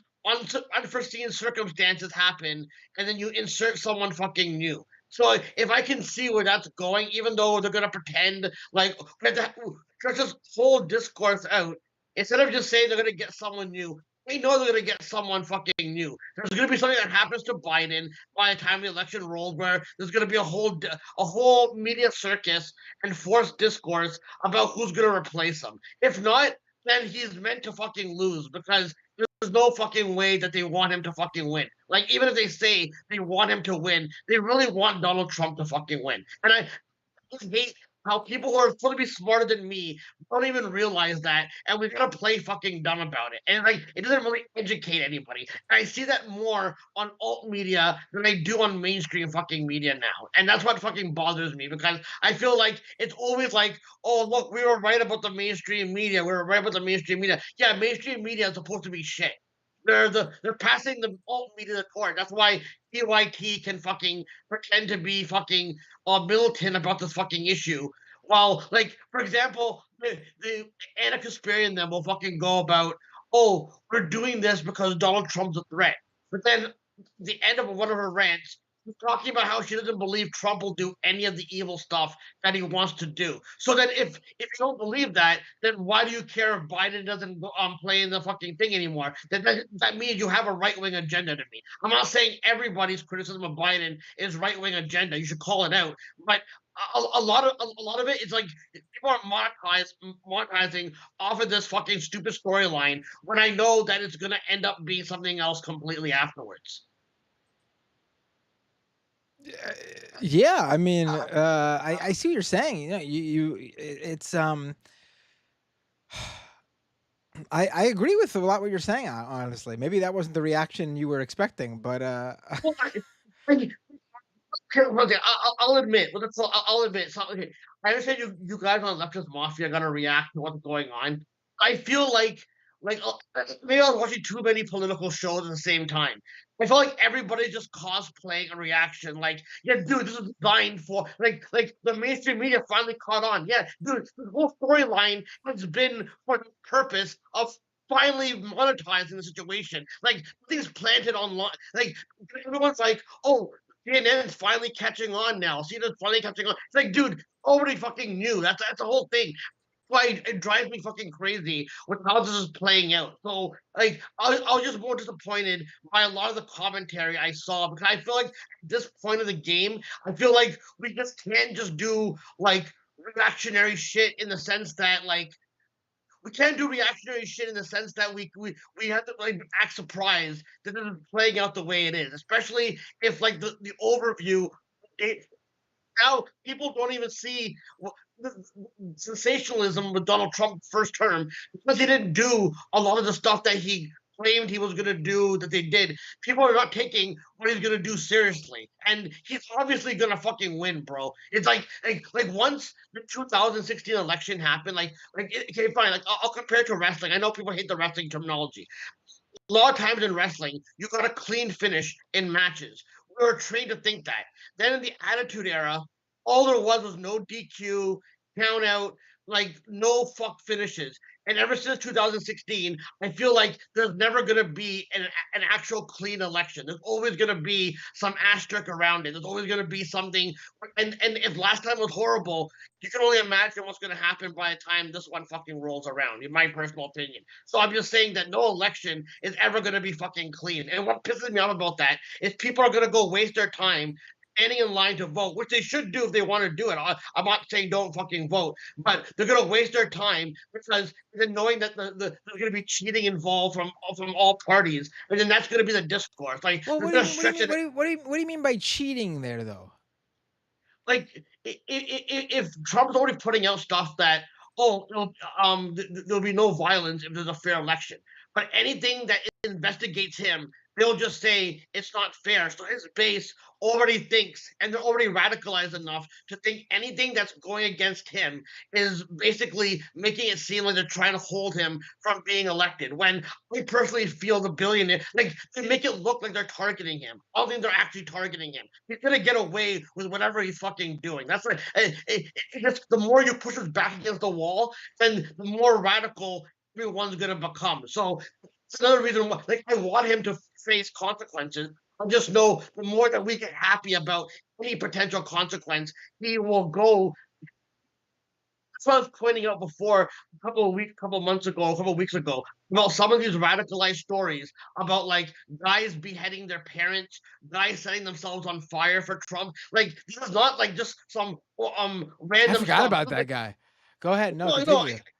no, exactly. But that's what I'm saying. Like, get the overview of how everything's getting radicalized. No alt media, site like the TYT or Majority Report ever covered that fucking guy that beheaded their own.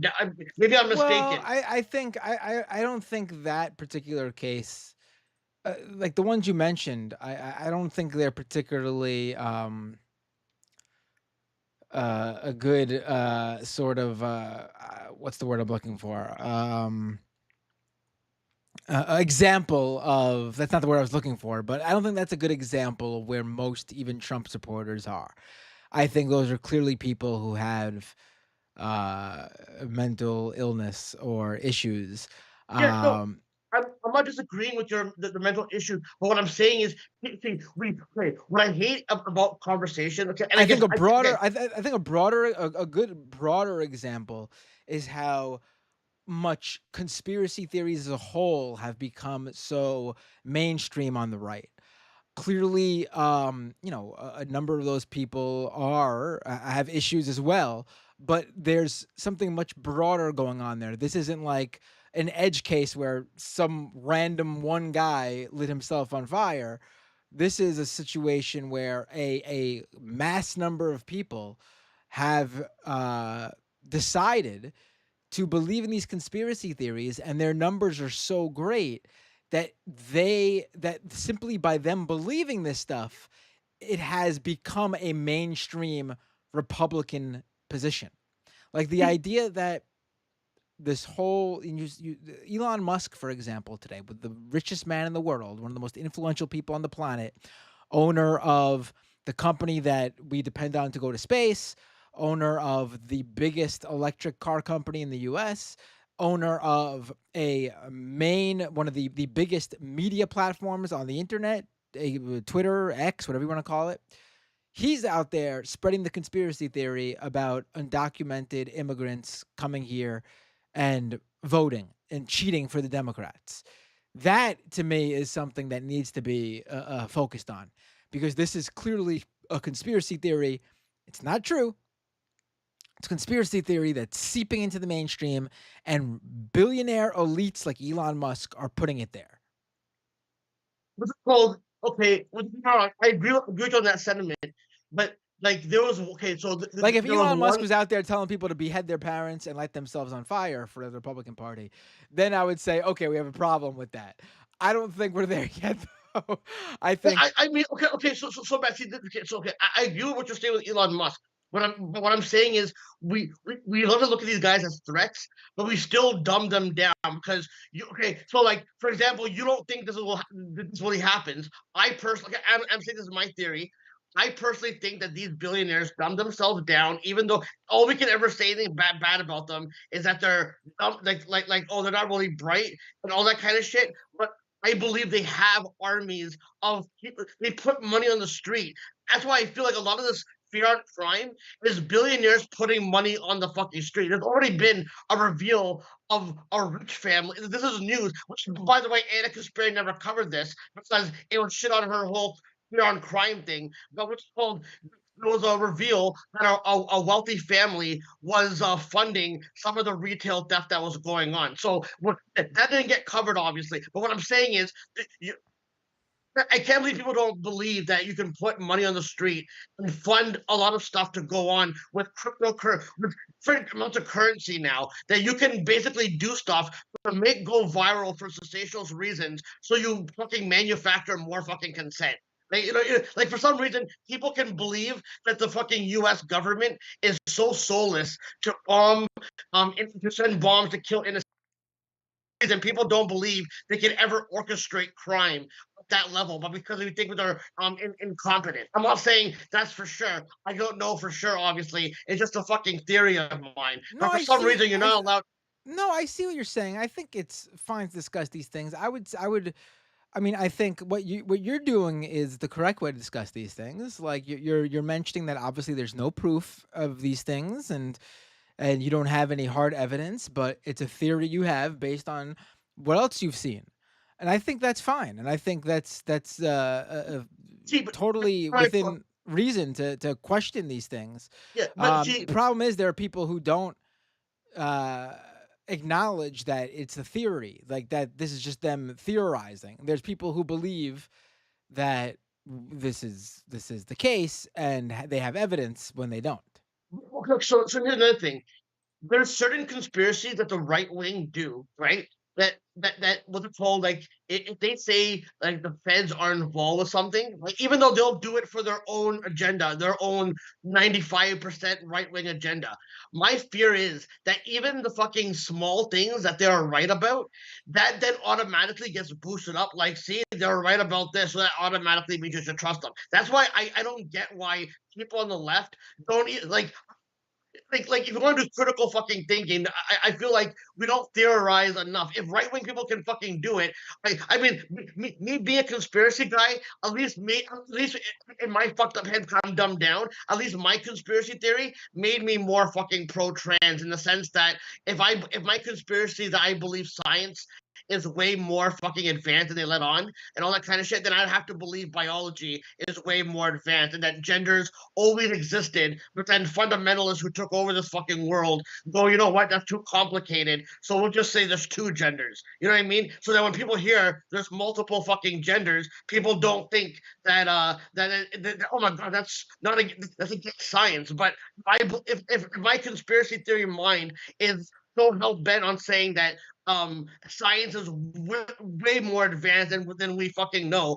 And what to call it, I would have to be a pro-trans person. See, now you might not agree with how I got there with that assessment, but at least I use my fucking theories to be more fucking progressive. That's why I say that all the stuff online, when people go, oh my god, the Democrats don't want us to know about all the stuff that's going on. If they didn't want us to know, they would definitely fucking hide it online. One thing I'm sick and tired of is that people think that online stuff is not part of the show now. It's not behind the scenes. Whatever it's online is just as much part of the show. So when people say, "Oh, no one's criticizing the Democrats," all I see online are funded accounts online by billionaires that constantly shit on the Democrats. So if you want to shit on the Democrats, shit on the Democrats, but don't people should not like it's a big taboo thing to fucking do. And everyone fucking does it. It just some people like TYT have to act like when they criticize the Democrats, they're being dangerous about it and all that kind of shit. I personally don't do. I'm really serious about this shit. There has to be an exposition on who's really funding TYT. And at this point, they're getting really fucking dangerous with their fucking rhetoric. They might say one or two good things about Palestine, but they'll let Ben Glebe come on. And I personally believe Ben Glebe is doing IDF talking points. He's being paid for that. That's just my opinion. So when they have him on that, and then Jake will be advocating for RFK Jr. I can't take anyone seriously who says that. I don't care how vitriolic you are against Biden, basically. The reason why I get frustrated, Matt. Okay, and I'm sorry if it sounds like I'm getting mad at No, everybody. please. It's just when I hate this. 10 years ago, when the alt media would be like, we're pointing at the U.S. mainstream media's hypocrisy, I understood it had value. Now it just seems like everyone just goes hypocrite here. Isn't ironic? Hypocrite here, and it's just the same thing. Like every alt media fucking site that I go on has to be like, oh, the mainstream media is not saying anything about this. But it's like, if it's on Twitter, if it's on Reddit, where billions of fucking people are using it, people know about this. And I feel like even like some of the Democrats are like, oh, no one's talking about Epstein. Dude, everybody online is talking about Epstein. Like, you know what I mean? It's important. I'm just saying, I'm just tired of people thinking that online is not like some establishment run place. Where this is where show business is going now. Show business is in Twitch, it's in fucking Twitter, it's on alt media. That's where show business is now. Everything is just sports entertainment. That's why I lose my mind, because it's like everything has to be guided by entertainment all the fucking time. That we're not looking at the bigger fucking threats. I just that's where I'm at, and I understand what they're calling. I'm too negative and all that kind of shit, but like, if I see the overview of where this is all going, yeah, I'm kind of worried about what citizens are going to go through. I know it sounds preachy. I know we're supposed to be edgelords now and all that kind of shit, but they're called the preachy shit in 2010s. But like, I worry about people from marginalized communities. I really do. I mean, regular citizens, not like celebrities and all that kind of shit, because they're propaganda for the most part. But I worry about what they're gonna go through, and I know that I'm not gonna last if a fascist takeover fucking happens. I just know I'm not gonna fucking last. You know what I mean? So yeah, I am worried, and you know what I mean. I know I sound fucking negative, but I mean I'm just analyzing this stuff for my podcast and all that kind of shit. It's just driving me fucking nuts now. You know what I mean? And the closer we get to it, I don't think anyone understands the fucking threat either arisen from all this shit. No, you are, you're not crazy, man. I mean, you have you're concerned and you're worried, and I completely get it. And people should be. I think I've talked about on this show that over the past year or so, I felt like we are headed in the wrong direction, and it's been very concerning, to say the least, to see how things are happening. There is very little positive news, and the current sort of conversation around whether the Democratic incumbent president is even capable of even serving as president now, let alone for another 4 years, is not a good conversation to have. Literally, just a few months before we are about to have the most consequential election in some time. I mean, this is going to be this is concerning. I don't know what else to say. This is very concerning. I think you think you're being a little bit harder on yourself than you should be, because you are rightfully you're in the right place here, Hansi. I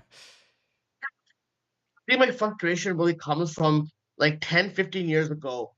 I was somebody that was a token minority on the fucking Stern show, and I was buying into a lot of edgelord fucking stuff. Even in my early days of conspiracy, I would be going into the anti, like, for example, if I knew, like, for example, if I knew that there's a rumor, and even though like that Howard makes people do gayish stuff, whatever, right?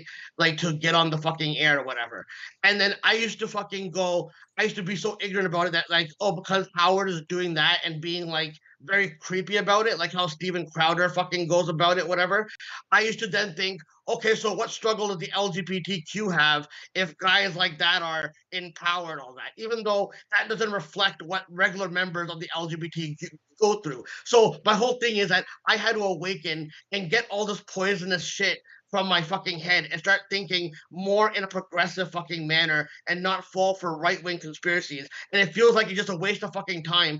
Everybody is regressing, and it's like the more the point of me even reflecting and doing better when because now people ideally might say they like some of what I'm saying and all that, but society has made it that people like me who preach like, oh my god, all this wrong stuff and moral stuff and entertainment and all that kind of stuff.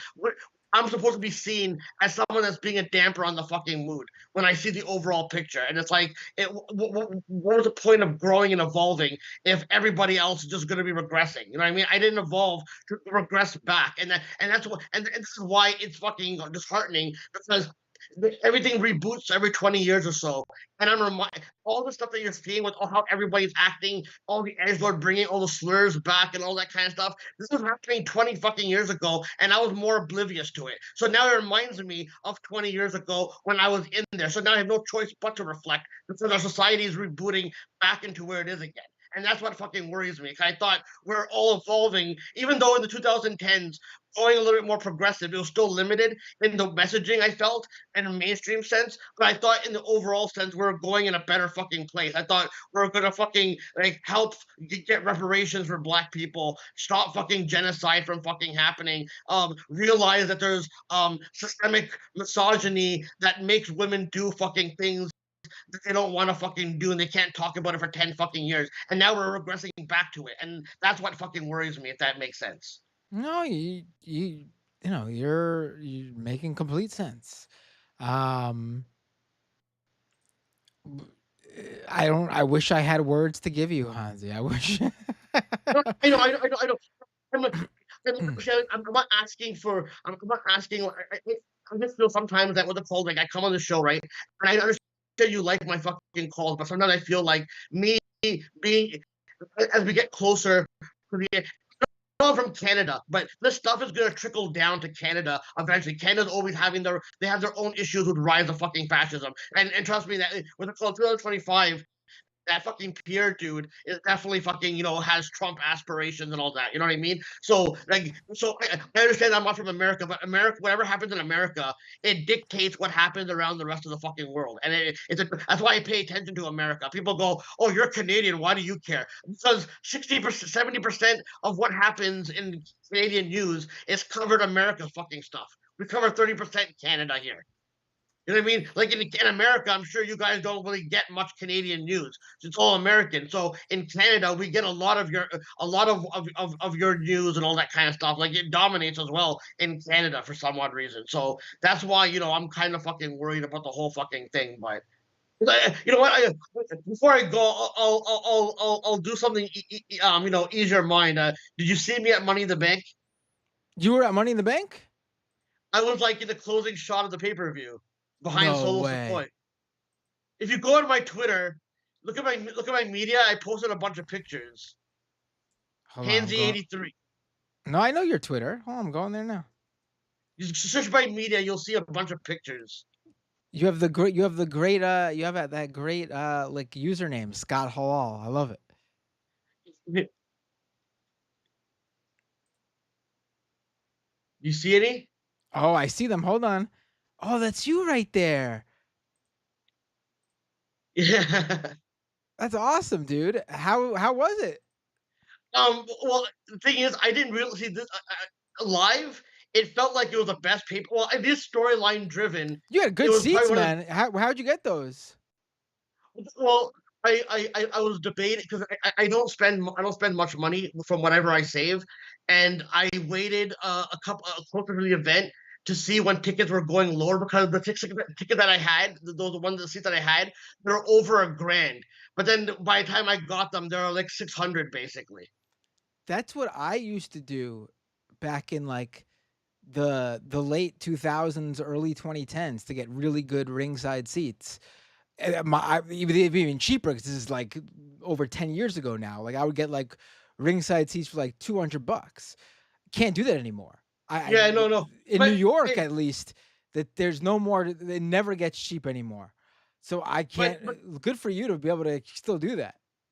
no, but NXT the next night, I didn't get a 3-day pass, but so NXT the next night, I got floor seats for $100 because I guess they're like lower in demand or whatever and all that. It felt like Ah. but storyline wise, because we saw John Cena's retirement and we saw CM Punk come in and all that Hold on, kind of let stuff. me actually pull up so people could see what I'm looking at. I just realized I'm like just standing here, like I'm just sitting here watching. Let me hold on. Let me pull this up on the screen so people could see it. Here's Hansi on the WWE pay-per-view ringside. Look at this. Oh, well, there he is. Hold on. Let me. Why is this picture so big here on this? Hold on. Oh, uh-oh. Hold on. I shrunk it too much. Oh, wait. I got to find a middle ground here. Here we go. There he is, right behind Solo Sikoa and Jacob Fatu. I was trying to. There's one shot of me trying to boo Tiffany Stratton, basically. And then let's see. That's another good one. That is a good one. Hold on. Here's Hansi booing Tiffany Stratton, who won the Women's Money in the Bank ladder match. And then there's also one with you by John Cena, right? Look Yeah, at he, this. he slapped my hand. He slapped my hand. Oh, you got John Cena. You got a John Cena high five. He slapped it hard, bro. And it hurt my fucking hand. Look at Hansi getting the five from John Cena right here. Yeah, I yeah. love So it. yes.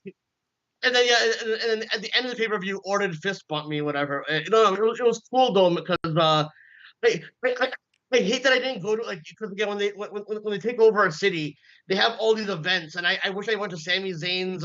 I didn't have enough money for this, so I saved for the Money in the Bank. I thought that this would be the most important one of the night, basically, and I enjoyed myself. But apparently, people didn't enjoy the pay per view from what I saw online. I thought, but like being I there thought it was live, good. I thought it was a good pay per view. I think the main event was a little weak, but I thought it was a good pay per view. It was good. I think like for example, I think what overshadowed like the world title matches like the Damian Priest botched putting his shoulder up and people did not forgive him for that. You know what I mean? It People happens. The refs need to get better at that though. What I would have done if I was in that position, I would have done that thing where you know how they don't do it so much now, but there was a time where they would do it all the time when they slide their hand underneath their shoulder to see if it's touching the mat. yeah. I would have 1, 2, and then did this. Put my hand under there and just pretended. Oh no, shoulders up, shoulders not down, shoulders not down. That would have saved it. The refs got to get on top of that. Yeah, no, no. I think To me it's up to the like. Listen, the refs have to obviously count. They can't like if the wrestler doesn't kick out, they got to count. But if it's a scenario where if the wrestler doesn't kick out, we got a real problem because there's a storyline going on here. They got to be the ones to come up with something to save face, and they did not do that. I thought that was ridiculous that they did not do that. It's very simple in my estimation. You do the thing where, oh, I'm checking under there. Nope, they're shoulders up. You can't see it. You guys are too far away. Shoulders up though. Shoulders up. I think the main complaint from people was that people listen. I don't mind this because sometimes I think the Money in the Bank briefcase kind of overshadowed a lot of stuff throughout the fucking months. So I think people hated that Drew McIntyre wasted his cash in and it facilitated a storyline when you could have given it to somebody else. But I think like certain years, they have 2 Money in the Bank briefcases. You don't need to have one lingering for the rest of the fucking year where like sometimes it gets overbearing with that. Yeah, I mean, I was fine with it because it was something different. Like people complain all the time the WWE's doing the same old shit, and they do something different, and it's like, oh, I don't like that we don't have the Money in the Bank lingering over the whole year. We just had that. We just did that. I'm glad we don't have that this time around. But the thing is, they have one. They have Tiffany Stratton doing. Like she still has hers. So I don't understand. Like you know what I mean? Like I actually predicted it that what they call it CM Punk.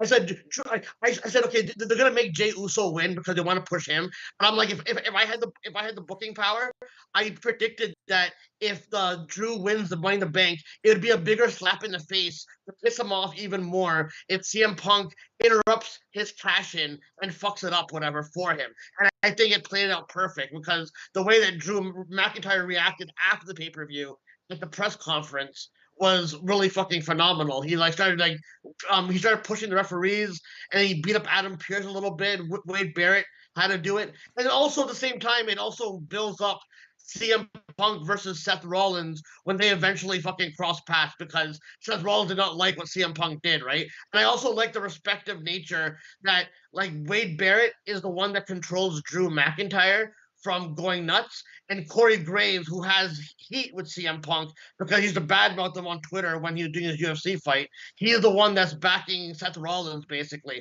So I kind of want CM Punk to get into it on the microphone with Corey Graves and Wade Barrett because I think Corey Graves, by the way, is cleared to wrestle a few years ago. So I personally think that if you're gonna make him wrestle again, him versus CM Punk would probably be a good feud to do. Maybe those. I don't think they're going that direction, but maybe. Down the line, I'm saying, you know what I mean? But you know, and the other thing, did you watch NXT, by the way, or no? I saw bits and pieces. I like how I saw clips.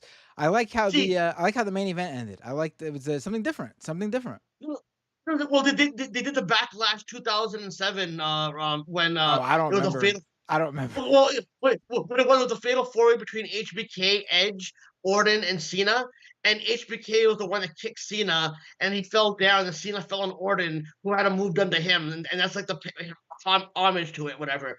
But actually, the Money in the Bank actual pay-per-view, I was looking forward to it going in. I wasn't hyped for it, but it actually was better quality of matches than the Money in the Bank pay-per-view. Yeah. Well, that's what it seemed like from the clips I saw. Yeah, no. So, the main event was good, and I don't know if you are familiar with Chase U, but the Chase U is the best act in NXT right now. But what they call like that match with Axiom and Nathan was really really good. But also I don't. Yeah, it was crazy. What they call? Did you see Joe Henry debuted on NXT last night? I did see that. That's crazy. So yeah, I'm actually glad he's getting a. He's someone that could fit in either AEW or WWE. In WWE, they can do more production around his songs and all that kind of shit, whatever, right? But he would fit in any company, man. That guy is like. I'm glad that guy is blowing up. Basically, you know, I don't know. I like his whole thing, and he looks like he feels like a star. He doesn't feel like an indie guy or even dare I say an Impact guy, a TNA Impact guy. He looks like he's the real deal. No, yeah, I get it, man. So you like the main event I liked because I thought I didn't think that Cody should have been the main event. I think if you're doing the Drew and Punk angle, that would have been a better angle to fucking close the show on. But I don't know, some reason people are not taking the Solo right now. But I personally, I don't know, I like this new bloodline right now, and I can't wait till Roman Reigns comes back. But let me ask you this before I go. Did you hear about what happened at the press conference with Triple H and John Cena? I didn't hear about John Cena. Where they asked him about Vince, right? Yep. Well, see, it's like you know who John Pollock and Brandon Thurston are, right? They're these like wrestling journalist guys, right? Yeah, Brandon Thurston's the guy that does the ratings breakdown. He's the guy that's always WrestleNomics, right? And Pollock is from Post Wrestling, and I guess the WWE PR people online don't like that they ask legitimate questions. So what they're called, they get fucking heat for asking that. And Cena goes, "Hey man, why do they even bother? Why do the press conferences if you don't want people to ask these questions?" No, the same question that Pollock and them, like Pollock doesn't take it too personal when he doesn't like the threats, obviously. But from what I can tell, he doesn't like. He's like, listen, man, I'm not above criticism and all that. He goes, if you're gonna open the door and say, ask any question and all that, then like you can't just dodge a question and say, ask me anything. Like if Cena said that he doesn't want to talk about certain things, that'd be one thing. But you can't go, hey man, ask me anything's a go, basically. The Triple H one, he did, even though I don't agree with his answer, but at least he gave you a definitive answer where he said, hey man, there's a legal situation going on. I can't talk about legal stuff. You know what I mean? Even though it's a kind of a bullshit answer, but at least he flat out just had an excuse. Better than the one he had in January about, oh, I didn't read the lawsuit when you're fucking part of the fucking company, essentially, right? Right, So right. so a lot of the WWE shows online, they always get on Pollock and Thurston for even asking these questions, basically. So, like, you know what I mean? I guess they just want. I don't know. If that's the case, then just have your. Then don't let a press in. Just do your kayfabe fucking journalism stuff. Like, I like the way they do it, where they blend in the press conferences with the actual post show, where you're getting kayfabe interviews behind the scenes, whatever, and all that. Like they should do. If they want to do it that way, just do it that way. We're gonna do a post show, but I don't. I enjoyed CM Punk on the press conference, and do you think this John Cena stuff is gonna be like a really big? Like, do you think he should go heel for his last little hurrah before he Oh, they're not leaves? gonna have him go heel for this last. No, they're not gonna have him do that. I mean, he's getting a lot of attention. Like mainstream media picked up that he's gonna retire and that he's basically gonna do like a farewell tour next year. Watch more regularly when they go to Netflix. Was that? Are you gonna watch more regularly Oh when they go to yes, yes, because I don't have cable, so it's hard for me to to watch. I mean, I really should get some version of it, but we don't watch much TV. I mean, I wouldn't get cable. I would probably get like one of those like internet streaming ones, like Sling or something. But we don't even watch TV that much. No, I get it, man. I mean, our lives now are a TV show and movie, anyways. You know what I mean? So I don't know. Oh, well, anyways, listen, Matt. I'm gonna head out. I wanted to end the conversation on a light note because I know that I fucking was I'm telling depressing. you, man. I'm telling you, over the past couple of months, I have cared more about sports than I've ever cared about in my life because I just need something to keep my mind off of all the shit. But don't you feel that even now they're injecting politics into everything? Like Caitlin Clark Well, no, and that's good. I think it's important because politics does affect everything. But really, I feel they purposely inject it with no purpose. Like for example, like I understand that situation will happen, but I think they also manufacture stuff to make stuff like oh, you're you mean you're like the saying, right wing, like cultural outrage stuff? Yeah, of yeah, course, yeah, yes, yeah. You yes. see, that's what I mean. That's why I can't really enjoy entertainment anymore because it's always tied to some political shit. Like, and I'm not saying that isn't important, but what I'm saying, I just hate wasteful conversation Well, that's think just about it. meant. Think about it this way. I'm watching. I'm someone who's very politically um, educated or entangled or whatever word you want to use, and I am getting into. I've been watching a lot of soccer, hockey, whatever, to just keep my mind off of things because I've been stressed out and it's been a shitty And I time. get But I, even knowing this, know that I am using this as an outlet to just basically have something to keep my mind off of. Now, regular everyday people who aren't cursed in this political bubble that we are, think about it. They do the same thing with sports, but they don't have that same like thought process that like politics are involved in everything, and this is so when politics they're being told that politics has entered their outlet to get away from the stress of the world, their world, they're going to get angry about it. The right knows that. And they use that. Like, oh, look what's happening to your sports. Look what's happening to your outlet that you use to get away from stuff. They're trying to bring this terribleness there. They know what they're doing.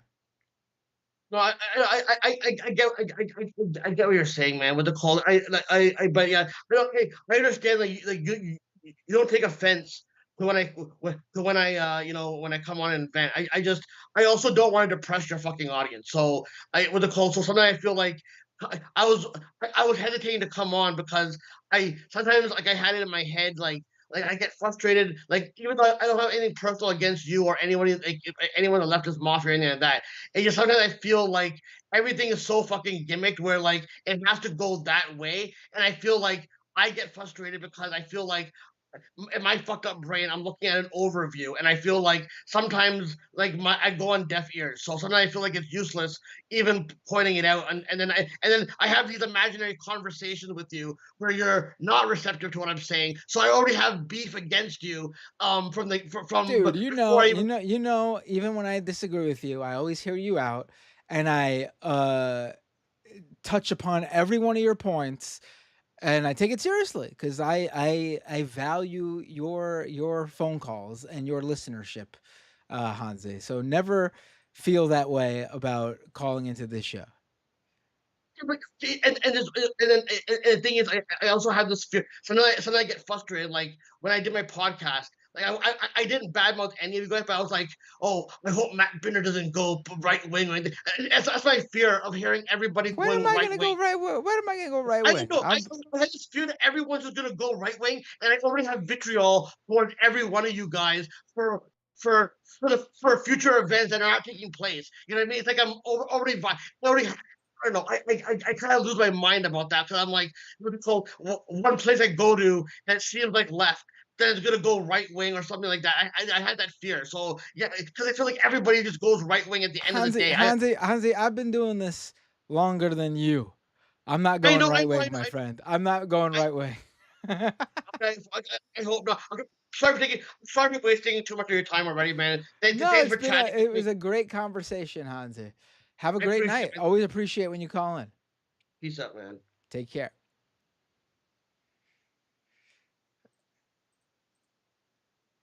All right. I'll take one more call. Let's do one more call.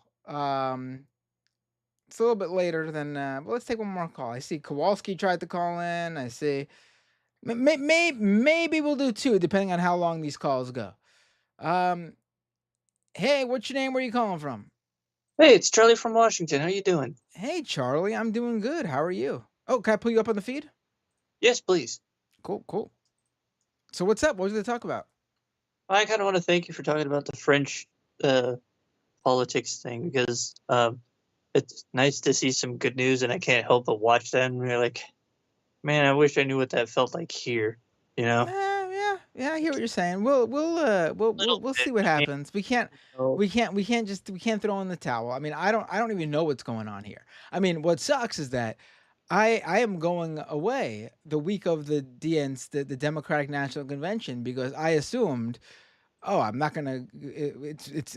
Honestly, it's like the cheapest. Everything's really cheap during that week in terms of travel because no one goes. You have to be crazy to go away at the height of the heat in August, but that's why everything's cheap, and that's when I go away. So I'm out that week. But I assumed also that it'd be no big deal because the Democratic National Convention, especially when it's the year of an incumbent, is just going to be a boring thing. No, nothing's gonna yeah, happen there. Nothing's gonna happen at the DN, the Democratic National Convention, the year of an incumbent president, and it's gonna be the motions. It's gonna be a show. It's not even a good show, a boring show. Apparently, though, something might go down. yeah. Apparently, I mean, like, I'm just watching all this like stuff going on in France, and I can't even envision that here because like I can't picture Joe Biden reaching out to the left at all. Um, Well, I mean, you got the squad coming out and backing Biden. I mean, you're seeing something going on. I don't know what I don't know what I'm not like poo pooing on them like some people are. I really don't think it matters, honestly. Um, I just, if their motive is to actually get Biden to step down, them coming out in support of him is actually probably the best 3D chess you can possibly do because that means all the centrist Democrats will come out against him. yeah, I just don't see it happening. I don't think I it's don't in their DNA. I don't It's established I already. don't I don't know what's gonna happen, do that. honestly. Like, I personally can't see him stepping out. I can't see him saying, "All right, I'm stepping down." I can't see it. But at the same time, I've never seen so many like milk toast establishment Democrats come out and say he should not run.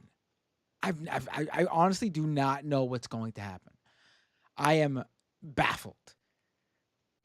I just expect him to turn on everybody because, well, this is what I wanted to call in about anyway. So a couple days back, the White House did an announcement thing saying that they don't support surgeries for trans kids and that they want uh, mental health help for them.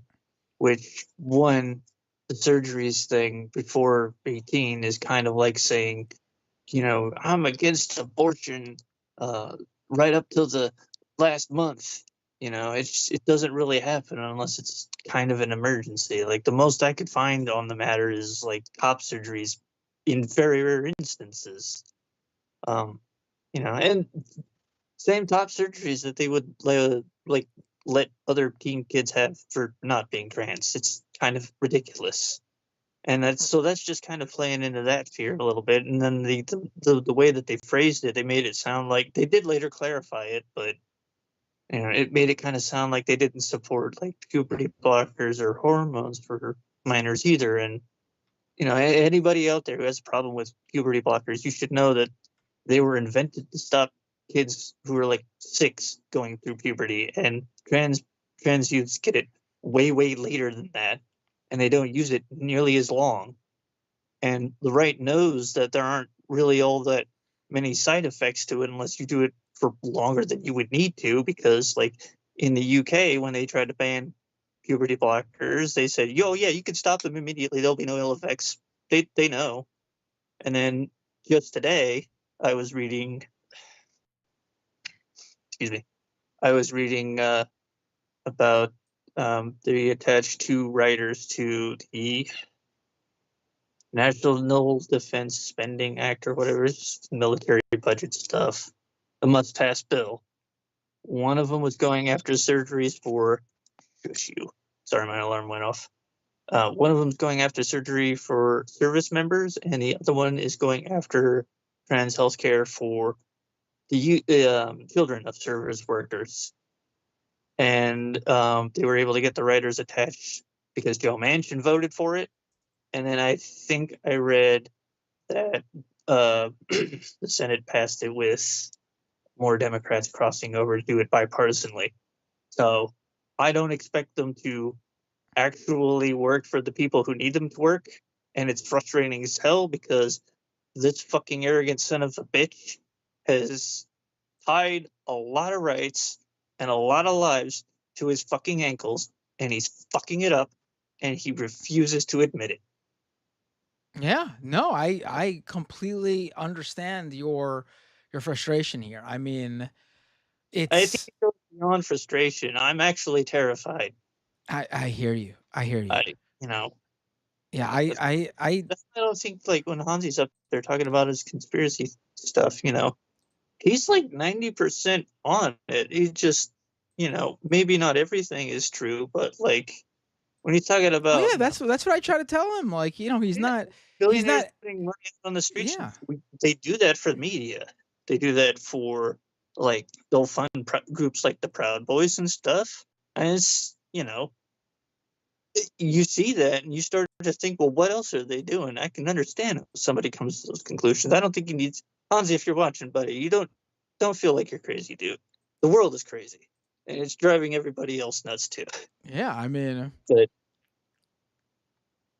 yeah, like that's just and honestly, I even kind of expected something like this to come along. This is how it starts. I'll be It honest. starts with, Like, I could have never like. Oh, I'm sorry, I was cutting you off. Go ahead. There was a delay in the Skype. Go ahead, keep going. Oh, yeah, I'm sorry. No, it was my bad. Go ahead. You do the same thing with immigrants. They go, okay, well, maybe the border is an issue, and and then they lean a little further, and they lean a little further, and they lean a little further, and now Biden's doing his own policies that, had Trump been doing them, all of them would be against. And all of it to fund a genocide. And Yeah. I think the most frustrating part is, like, there are a lot of people here who, like, every time we try to talk about these problems were here before October 7th. They didn't go away. They're getting worse. And I see a lot of people out there being like, well, tell that to the kids in Gaza. Like somehow a Nazi taking over the most violent and deadly empire likely in human history is going to be any better for anybody. I mean, listen, And if like, a couple of weeks ago, I had told people that before the genocide in Gaza, before that, I would have thought that Biden has a pretty good shot of winning, even though the polls were. I thought he would still be able to pull it out because at the last, as we got closer to the election, people would realize, yeah, well, the Trump's really running. He's really doing this. He's the guy. I'm not going to vote for him. I don't want. So they'd back Biden. Then I thought, Biden's looking a bit more weaker because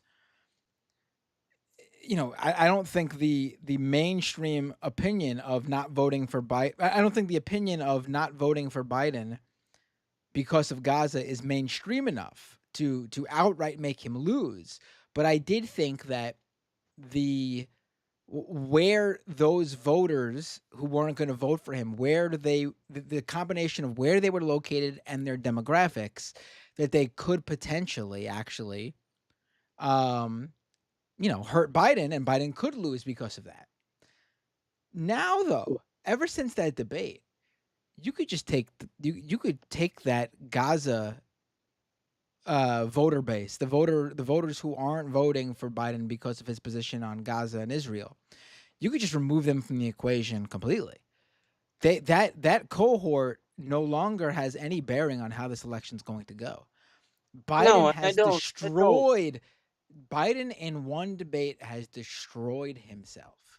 I have never heard the mainstream public talk about an election, a candidate, a debate in the way I am hearing now.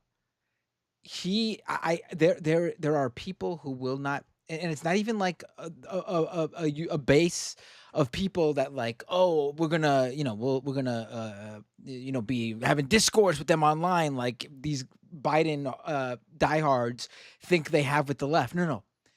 The apolitical, the people outside of a political bubble, the people who have jobs outside of politics, outside of the media, the mainstream normal voting base. I have heard from parents at my kids' school. I've heard from parents at the camps my kids go to. I've heard from just friends who aren't I met before getting involved in politics, or I met outside of politics. I have heard from them saying, holy shit, he cannot be president. And they're saying, I hate Trump. I would not vote for Trump. I want Trump to lose. But I can't in good conscience tell people to vote for a guy who can barely string together sentences. Like, I've never seen a dynamic like this before. I do not know what's going to happen. The polling looks absolutely atrocious right now. My feeling about eventually it'll all coalesce and there will be a unified front against Trump that votes for Biden. That's out the window. I don't think that anymore. I think there is a huge portion of people who will not vote. I think there's a huge portion of people who will not vote for either candidate. The question is, does Trump have more diehards than Biden? And I think he does. Here's the thing, though. Like, most of the people that I see freaking out about that debate performance are those diehard Biden writers. Like, not for the bombing of the kids in Gaza, not for like squashing the railroad strikes, not for because none of that affected his. None of that affected. exactly. None of that Then affected his fucking electability. None of that affected he's his electability. We could say all we want that there was going to be a huge. I've said it before. There's going to be a substantial group of people in certain areas and of certain demographics who won't vote for Biden because of Gaza, and rightfully so. Good for them. I rightfully completely so. agree. I And I mean, don't want to make it I sound like I don't care because yeah. No. We're talking specifically strategically right now. We're not talking as activists or no. We're talking about electoral politics right now. yeah. Um, I- and good for them. And I think they have every right to not vote for him. I do not think they matter anymore. I'm not saying they don't matter because I don't support them. I'm saying they don't matter because they're not. They have been outflanked by the number of people who are not going to vote for Biden after that debate. I have never seen anything like this in my life. He completely, all he had to do with this debate was show that he was alive. Just show he was alive. And he could not do that. I don't know what they can do. I- If he's not going to drop out, I do not know what they could do at this point. I do want to turn that "we beat Medicaid" into a meme. Like, you just "we beat" and then just whatever silly thing you want. Look, we beat Dark Souls. I don't think this guy know what he's talking.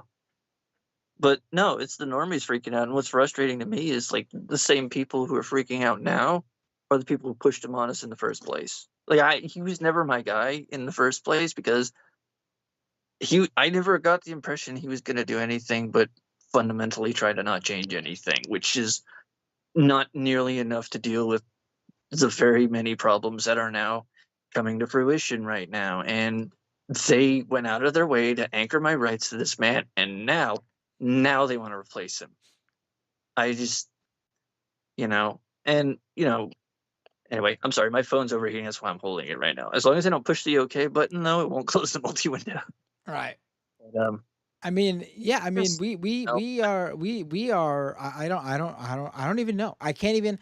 I can't. Usually I'm able to give you guys my educated guess or opinion on where I think it's gonna go, and then give you guys maybe some other alternative routes where it could possibly go.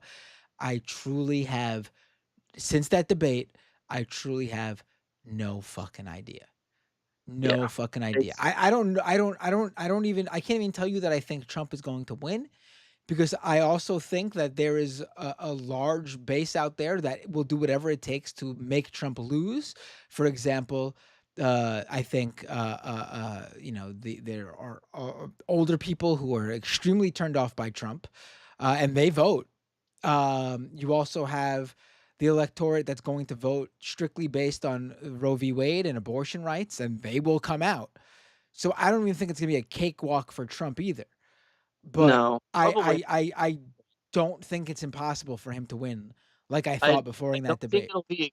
I don't think it'll be a cakewalk, but I do think the right is far more organized and serious about this, and a large chunk of it is those normie Democrats who, again, pushed this on us in the first. Also, And here's the thing. I've never seen all these sitting politicians, establishment Democrats, come out and say this guy should not. They're coming out in public and publicly saying he shouldn't run. What do they do when he decides? Well, he's already said he's not going to drop out, but what is he going? What are they going to do when it becomes obvious that that's it? He's not dropping out, and this is who they got. What are they going to do? Are they going to just turn around and say this guy this guy who we just said doesn't have the mental capacity to be president for 4 years? You got to vote for him. Like, they put themselves in a rock, between a rock and a hard place too. You know what I mean? yeah, probably massive backpedaling. It's just Anyway, I just yeah. Right. It's people have good reasons. I just want people to know people have good reasons to be terrified of a Trump presidency, and it isn't that we don't care about the kids in Gaza, or in fact the women or the men, because they're all getting labeled as combatants. They don't care. Right. It's that we are facing down the barrel of something incredibly horrible, and the only thing that could stop it is anchored to a genocide, and that makes the terror even greater for Right. us and for them. Right. So No, thanks for the call. This was a very interesting conversation, and it gave me the opportunity to give my because I haven't been on since the election because of 4th of July, and so I didn't really celebrate the 4th of July because I thought Juneteenth was a better Independence Day well celebration. I don't celebrate it, but I Fuck spend this time with the country. kids, you know. It hasn't done shit for me. It hasn't done shit for anybody. Well, But you should it's always take advantage of whatever you can. Maybe you had off from work. I don't know if you did, but I I always take did advantage of get things like the off. that. I get the day off work, and I got the next day off, and I said here and smoke weed all day. Yeah, there you go. All right.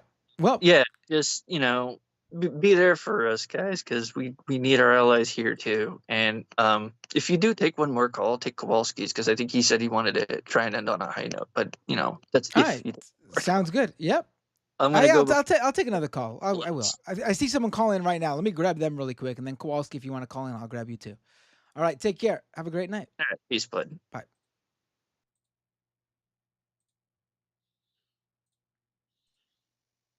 Hey, what's your name? Where are you calling from? Hey, I'm Chris. I'm calling from Northern Virginia. Hey, Chris. How you doing? What would you have to talk about? Um, First, I want to talk about Biden resigning. He's not gonna. Well, I don't think he should resign. That's what he should not do. He should say he's going to finish his term and not run for re-election. And see, I think that's the exact wrong answer, and I'm going to explain why. Okay, sure. So, a lot of people are saying Kamala Harris should be the presumptive nominee if he does resign his campaign. And I tend to agree with that. She's the obvious choice. Right. It's the only thing that makes If- sense. It's not going to piss off people. Well, there'll always be people who are pissed off, but it'll piss off the least amount of people. Yeah, sure. If he resigns his campaign at this point in the campaign, right, after a year of telling us he can beat Trump, he's ready to do this, he's fit, he's quick behind the scenes, mental, everything's good, and then the debate happens and then he resigns, the question is his fitness for office. And the question is if he's unfit for office, right, and that's the reason that he resigned, why didn't Kamala Harris apply the 25th Amendment? That is pretty much not her only responsibility as the vice president because the vice president doesn't have a lot of power, but like that's one of two things that the vice president constitutionally does. And so I see what you're saying, but I think the easy thing there would for him just to say, "I've listened to what everyone has been saying. I understand. I think I can do it, but the my constituents, the electorate, are concerned about my age. I'm going to finish out my term because I know I can do that. I know I can handle the next 5 months. But I heard your concern about the next 4 years. And considering my age, I won't run for reelection." I think that's a very simple way to do it. Because I think five that's months great. of I just don't think the American people are that dumb. I think that we all saw that debate, no, and that debate I think they happened. would. I think people would be understanding of that one. I think people would view him resigning the presidency as too chaotic. I Um, think right now his campaign is pretty much anti-Trump, saving democracy. Fascism is at the door. I think him being willing to say, "Hey, we are the party. This is the ideology that truly believes in the peaceful transfer of power. And that's what I'm doing. I'm showing that." I think that's a powerful statement that the Democratic Party can have because otherwise, him resigning, like people already know the Democratic Party has been lying to us for a year about his mental fitness, or at least like a few months, right? Like I don't know. I just think that him on the ticket isn't the only drag. The drag is that we've had a sham primary that everyone supported because we don't need a primary as long as we have an incumbent president, I right? mean, that's always going to be the case because it's the safest option in terms of reelection. Normally, a sitting president, a sitting I think that's president. a difficult case to make this year. No, but that's normally the case.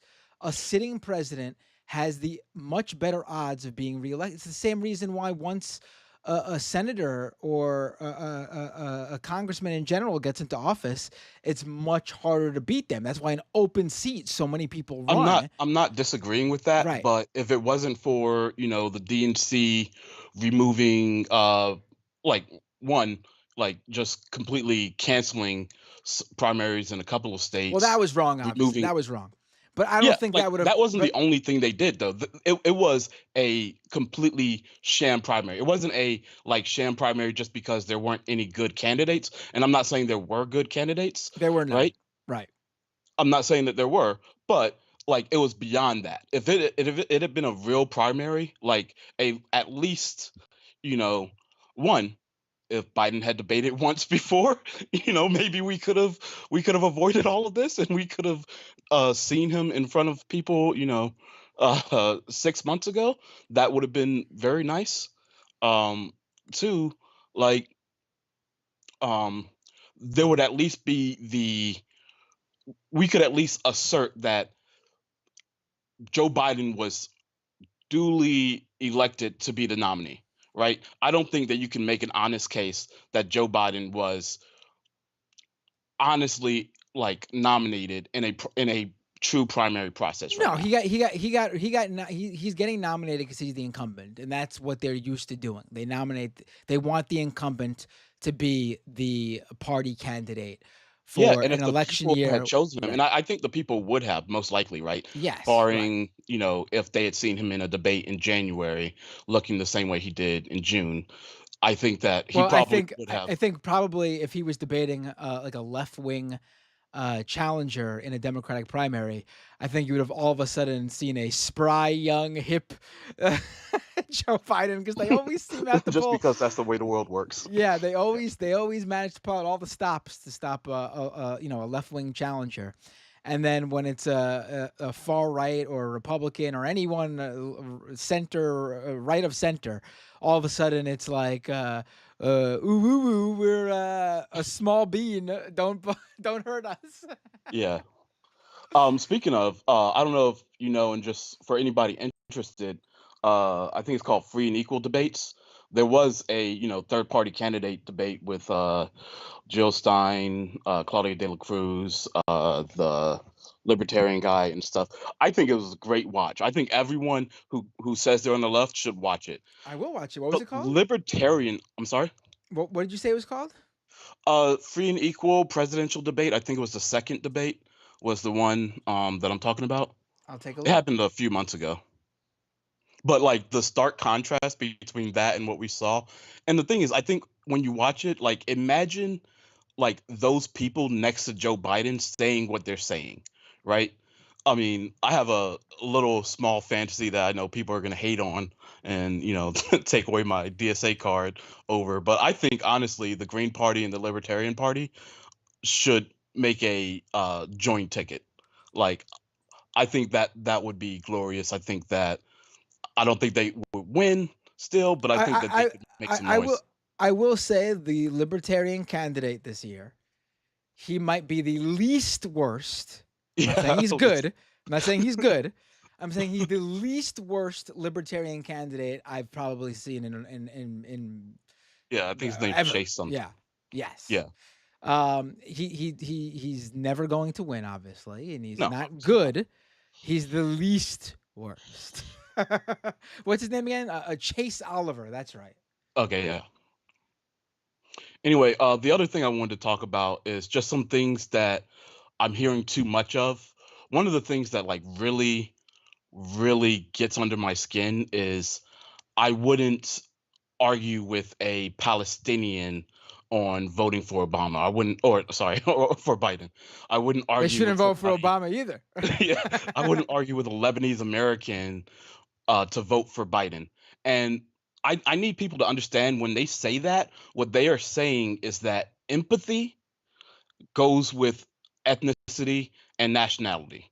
And I don't think that that's the people that we should be anymore in 2024, especially on the left. And I only hear it from the left, and I hear it from all over the left, and it is like an earworm when I hear it. It's just so bad. Wait, People what? need to stop saying it. When they say what? I misunderstood. when they say that they wouldn't argue with somebody that is directly affected by Oh, the right, right. genocide of I mean, I Palestinians. mean, I, I mean, I've probably said that myself. But what I mean basically is, like, what a slap in the face that would be to. I mean, I think that's an extra slap in the face to someone who is directly affected. But obviously, I have the, I completely agree with them for not voting for him for that reason. I mean, in fact, I myself have said I probably will not be voting for Joe Biden in New York because I vote strategically. So But see, if I was in a again, battleground state, would you say in string states that you agree with just Joe Blow American not voting for Biden because of what he's doing in Palestine yeah, if they or don't what want to vote he's for him, if anyone doesn't want to vote for him because of Palestine, I completely get it. I completely agree. okay?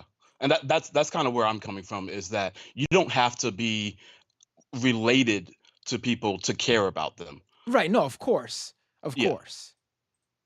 Um, yeah, and that's kind of all I wanted to talk about. Like that really bugs me, and I hear it all the time on the majority report, and it's just so bad. Oh, the other Right. thing is, I I do think think it's. honestly, I think they just mean like, I think Oh no, they mean if some exactly what they say. if I mean, you were there. You were actually, yeah. Oh yeah. The if Palestine, like I get that the joke wasn't about Palestinians, but when you guys were covering, who was it, Christy Nome? Who's the one that shot the dog? it's Christine Nome, yeah. Yeah, yeah. When y'all were covering that, you were saying, well, if it was dogs in Gaza, the media would cover it different, and Biden wouldn't have a chance because people would care more.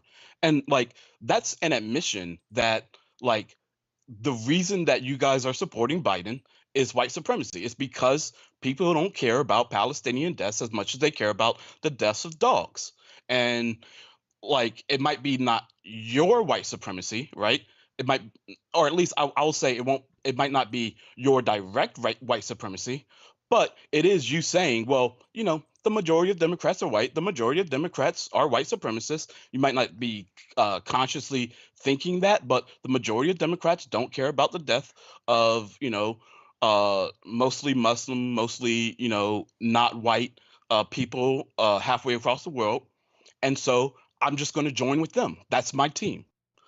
Sam Cedar said something a couple of weeks ago. He was like, if you're a leftist, then you're a member of multiple constituencies, and the majority of those constituencies are best suited or best benefited by supporting Biden. Yeah, because the majority of those constituencies in America are white, and that's always going to be the case. It's just Well, taking a I would say that different path to. I'm sorry. I would say the vast majority of non-white Americans would be better under again, this is all in relevance and context to each other, but the majority of non-white Americans would be better off under a Biden presidency over a Trump presidency as well. It's Yeah, not but that yeah. again, you're taking the idea that it's dichotomous, right? And it's just like I get that, like, and I'll admit there's no chance for Jill Stein, there's no chance for Claudia De La Cruz, there's no chance for Cornel West. There's no chance. I'll admit that, right? But the reason there's no chance, the reason is because they don't get support, right? You can say that they don't get support because of Citizens United. You can say they don't get support because people have already decided the electoral college isn't going to let them win anyway or whatever. But at the end of the day, what matters is the votes, right? And where those votes come from, how those votes are made, right? I would prefer it be collective action. I would prefer it be people, trying to move other people to the polls, people trying to move other people. But we've decided that at least when it comes to national elections, collective action no longer matters. We've decided that we're going to capitulate to the duopoly. We're gonna decide Well, that a part of it is also that these third parties are just unserious. That's the real thing. Like I mean, they I do think Joe Biden and Donald Trump are unserious. When you say they're unserious, I know I agree in terms of politicians, I guess, but the parties, the Republican Party and the Democratic Party, are institutions that have put lots of time, effort, and above all money, because you can't put time and effort into it without money, behind legitimizing their parties in the eyes of the American people. Like the Green Party or the Libertarian Party or any of these third parties, they can't come along every 4 years and expect to win a presidency. They do zero work at the local level.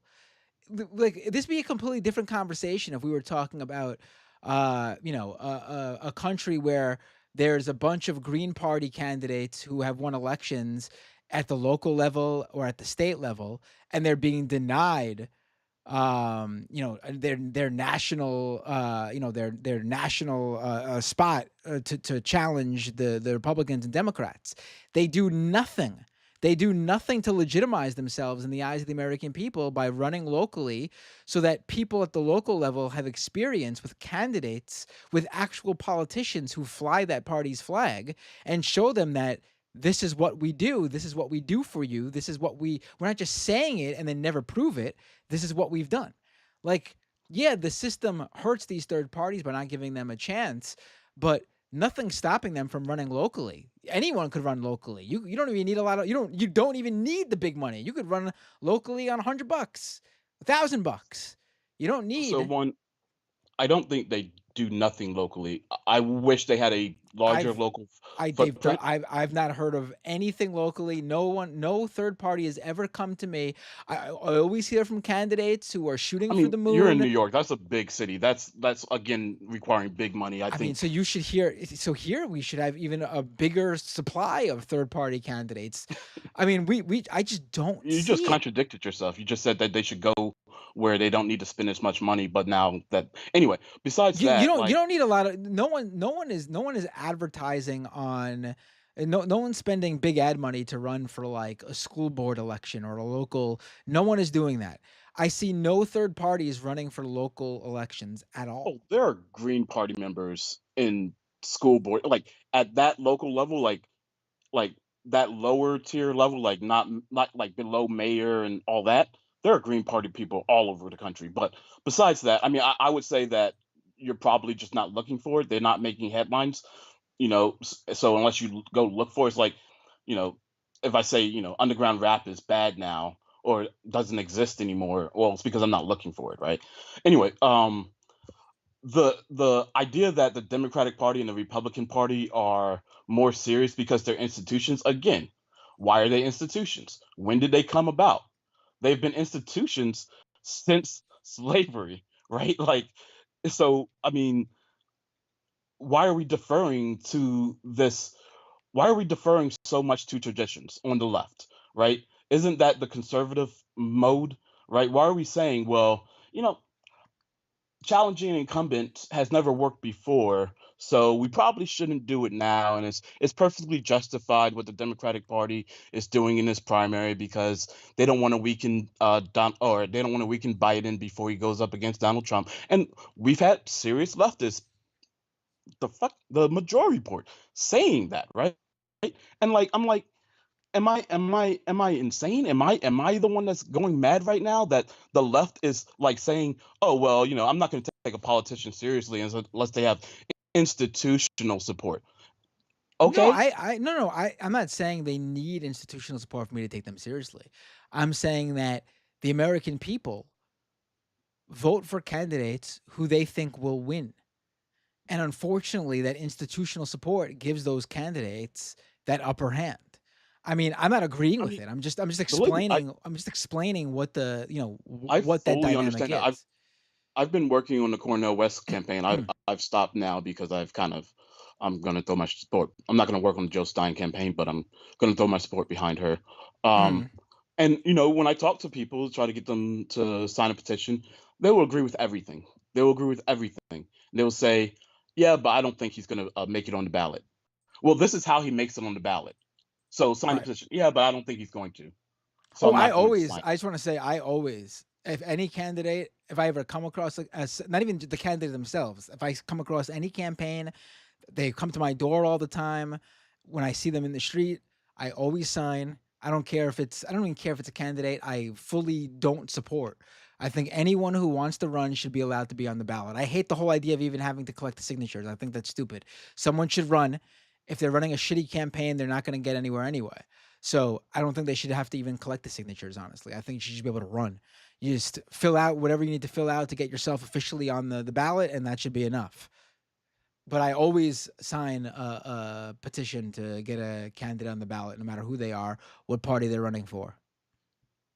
Yeah, I don't know too much about that. I mean, I agree with the having restrictions on ballot access, at least some restrictions. I think that some of the restrictions are unnecessary and purposely meant to um, support the two institutional parties.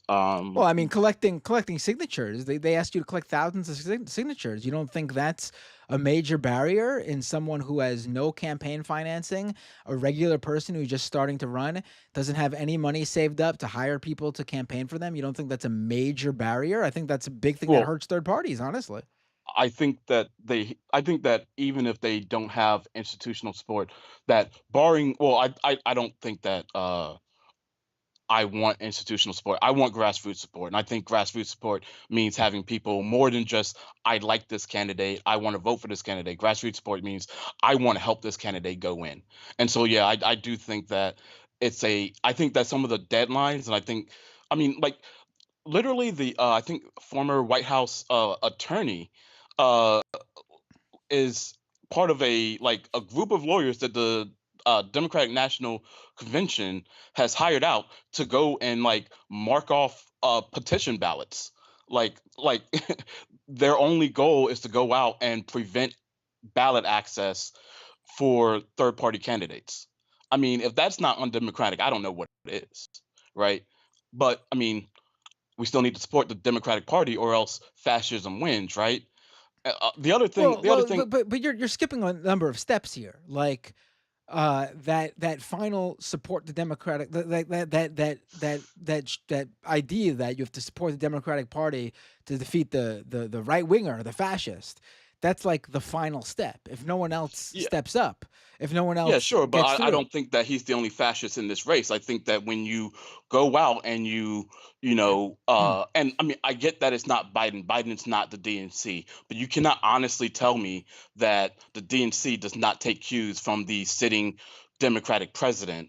Oh, of And when the course he DNC does. Of goes course he out does. and decides to torpedo, already weak candidates in a primary process, and then goes out and tries to send lawyers to prevent third party candidates from getting on the ballot, that is fascistic. I wouldn't go as far as calling Biden a fascist, but that is fascistic. And I don't think that that can be denied. And I think when Biden is a full on Zionist, saying multiple times in his career that if there were no Israel, the United States would have to create one. When Biden is, saying there's a red line in Rafah until they go into Rafah, when that pier, the only thing that pier did, that quote unquote humanitarian Right. pier did was start a It helped. Yes. was a strike It was part was of a strike of the. a refugee camp. That was the Yes, it only was thing part of that that pier whole did. strategy. Yes, I know. I know. So I mean, saying that we have to go defeat the fascists with Listen, for the another, with you're fascist light. I totally feel you here. Like, listen, I'm for the first time in my life, I'm probably not voting for the Democratic nominee because of his position on the Palestinian people and Israel. I don't think Um, you're going to vote for another Democrat for the presidency ever again. At least not the way the party looks, and not the way I see the party looking for the rest of my lifetime.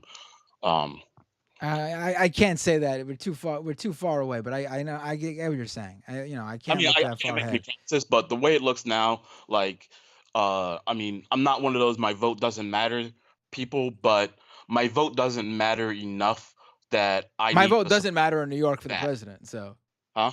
my vote does not matter in New York for the president, so I can't I say mean, that. I don't know. Yeah. I'm not in a swing state, but I'm in a could possibly one day be a swing state. Um, the other thing that I just remember, the idea that, oh, if you don't vote for Biden, Trump's going to start locking up minorities. I'm sorry, but black people are a minority in this country, and 1 in 8 black men are in prison by the age of 25, Yeah. and a lot of that credit goes directly to Joe Biden's 1994 crime bill. So when people say that, what they are saying to me is they'll start arresting white minorities, and that's what we care about. Well, Because I mean, because I think black the real issue is that they're talking about Latino and Latina immigrants, and because that's usually what they talk about, coming from Central America and Mexico. I mean, and don't get me wrong. And I think the correct sort of way to go about that is that, not that they're worried they're going to lock up Caucasian people. It's Biden already locks up Latino immigrants. There really hasn't been that much of a change in terms of how they're treated at the border, except he's just not splitting up the families when he locks them up like Trump did. That's the difference. That's it. Like, it's not that people aren't being locked up. He's still locking them up. Yeah. But anyway, I got a little All heated right. when I No, started good thinking call. about I that. appreciate Here. it. Have a great night. You too. All right. Let's see. We got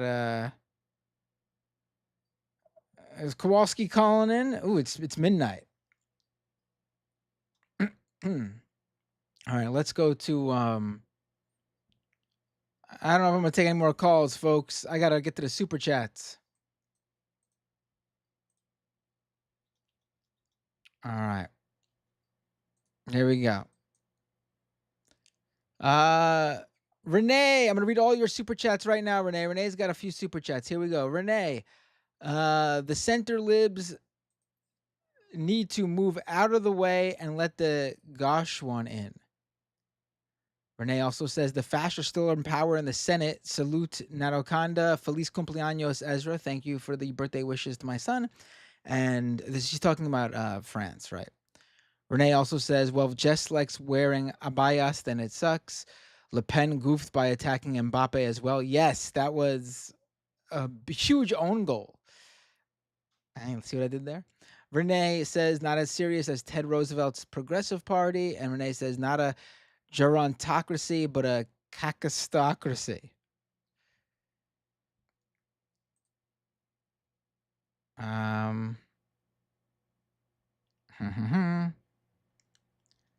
Let's see. Now we go back to Wanda with a super chat. Are there any lessons the left here can take with in regards to France? Yeah, we I guess you said this before we spoke about it. I mean, it's gonna be rough around Biden now though with the debate. I mean, yeah, everyone should obviously coalesce around whoever it is to defeat Trump. But it's gonna be really hard to convince people that Biden's that guy, especially after that debate. Whoa, Kowalski, you have a dog? Really quick, call in, Kowalski. I'll take your call. Call in, I'll take your call. You got a dog on screen? I'll bring that dog on screen right now. Bay Photo with a membership super chat. Member for 12 months. Thank you, Bay Photo. America might be doomed, but hey, at least Eric Adams knows how to take out the trash. Oh my God. Yes, that was a very embarrassing moment. Wanda with a membership super chat, member for 12 months. Thank you, Wanda. Please cover the North Carolina governor race on leftist mafia.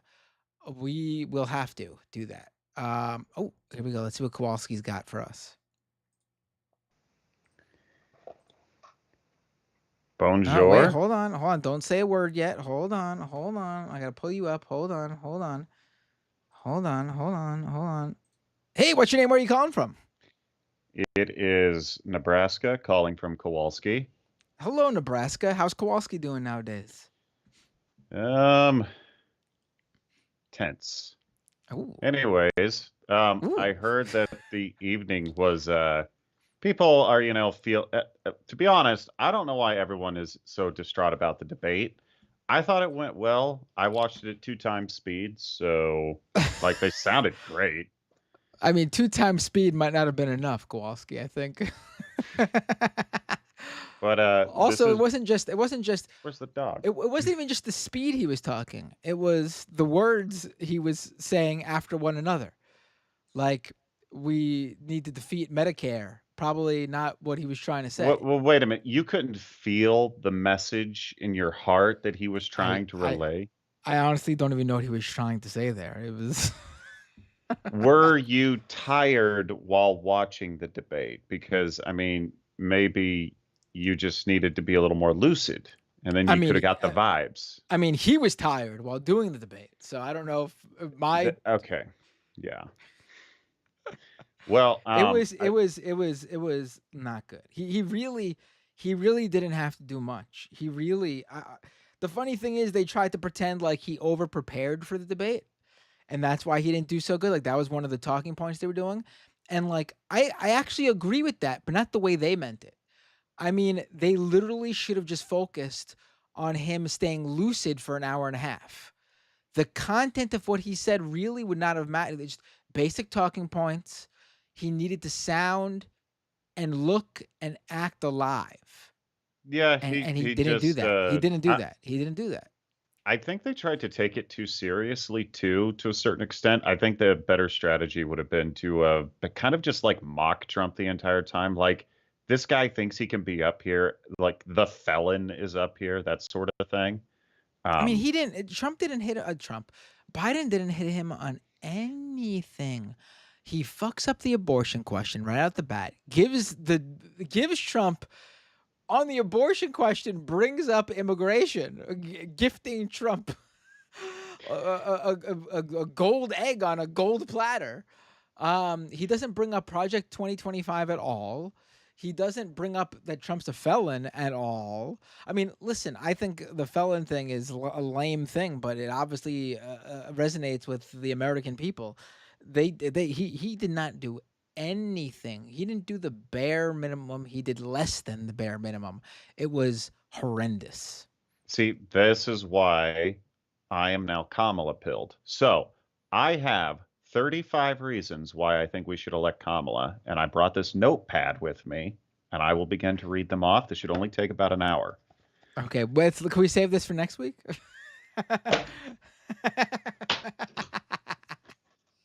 Damn it. I'm honestly Kamala. I always call because there's like a old school wrestler named Kamala, so it's always been a struggle. I'm Kamala pilled too. I think she is clearly the candidate.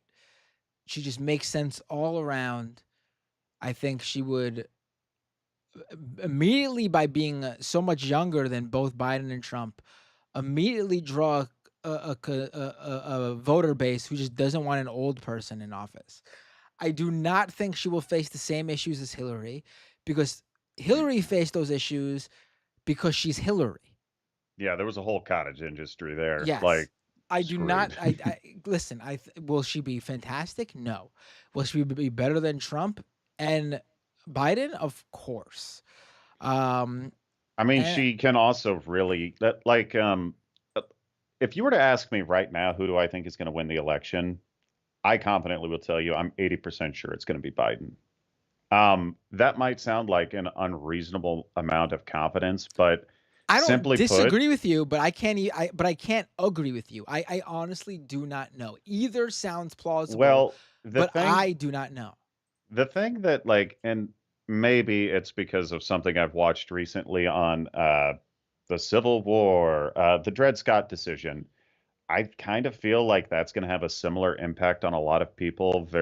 That the repeal of Roe v. Wade had, because I mean, you're talking about a fundamental right that was there for multiple states that has just been taken away. It's similar, but it's not a one-to-one parallel. But I mean, women are furious, and they blame Trump for this. That's half the population. I don't know if they'll vote for. Some blame Trump for this. Have you seen those those interviews where it's like it happened? Roe v. Wade happened under Biden, so he's responsible. I mean, that's listen, that is going to be on the margins. That's like, yeah. I mean, listen, we could blame Biden for a lot, and it'll be well deserved. That one, not so much. I mean, could he have done things that I will blame Biden for? I have 40 different points. All right. Do you have an hour? No, I do not. Sorry. Throw the pen again. I didn't have the pen. It's on the wall over there. Yeah. So, well, the agricultural commodity prices are completely collapsing. So farmers are going to be going broke this fall. It's going to be pretty brutal. So It is actually going to be quite the problem because break-even point is around $4.50 a bushel for corn, and we're just got below $4. So I'm not saying I'm going to back off on my Patreon support, but you might see a few less donuts for the leftist mafia. Oof. Particularly David will not be seeing any more. I mean, we got to make sure that we keep giving you more money because I heard that you told your children that they have to quit growing so they don't outgrow their clothes so you guys can save money. It's a problem. Yeah. Well, oh, it's rough. It's rough right now. I'll try calling in earlier some other night. All have a good night. Just remember, Biden could always slip on a banana peel, and we get Kamala Harris, everyone. Just picture it. I want that in your mind tonight. And I didn't misspeak. Kamala Harris. Hashtag Bender approved. All right, I'm going to head out. Have a great night, Qualls. Where's the... I think you said you had a dog. Did you lie? Tex. Yeah. No. Come here. See, there he is. All right. He's not my dog. That's a cute dog. What kind of dog? Is that a lab? Yep, black lab. He looks a little bit like my Terry, my dog. Well, this one's like 8 years old, and he's not mine. I'm just watching him for my brother. Been watching him for about 14 months. Oh, well, he I hate to tell you this, but he's your dog now. What? Can't have that responsibility. Man, this is the calmest he's ever been. But all right, that's it, folks. I'm heading out. You all have a good night. Remember, go on Patreon, support. If you don't, you are not part of the solution. I'll put it that way. So have a good night, Kowalski.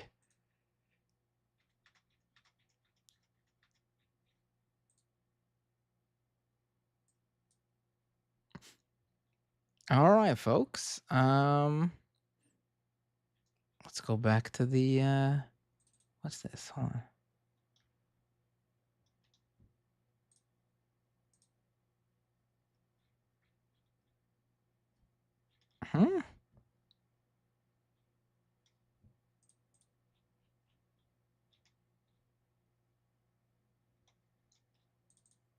What is... Hold on.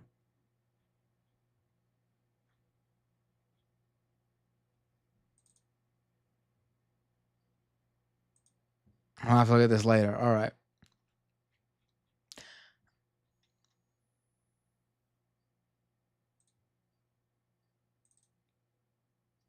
No, folks, that's it. Sorry. That's it for today. I got to all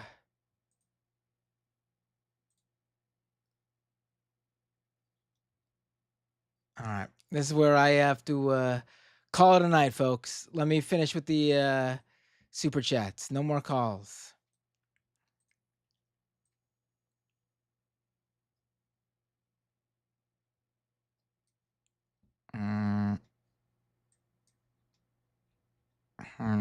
Creflo $50 with a $20 super chat. Thank you so much, Creflo. Hey, Binder, do you believe in Joe Hendry? I am seeing that the National DSA has withdrawn their endorsement of AOC. I'd like to see Emma's thoughts on this because my only criticism of her is her reluctance to call AOC out. Oh, they did?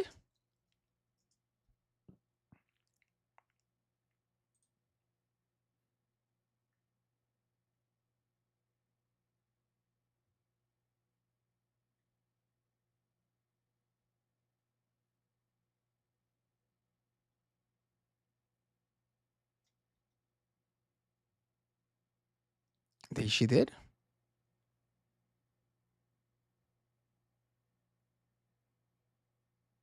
The national, right, but the New York chapter still endorsed her.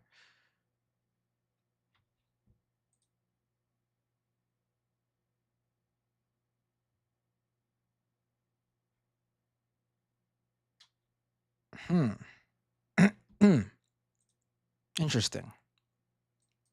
I'll have to look more into that. I believe in Joe Hendry, by the way.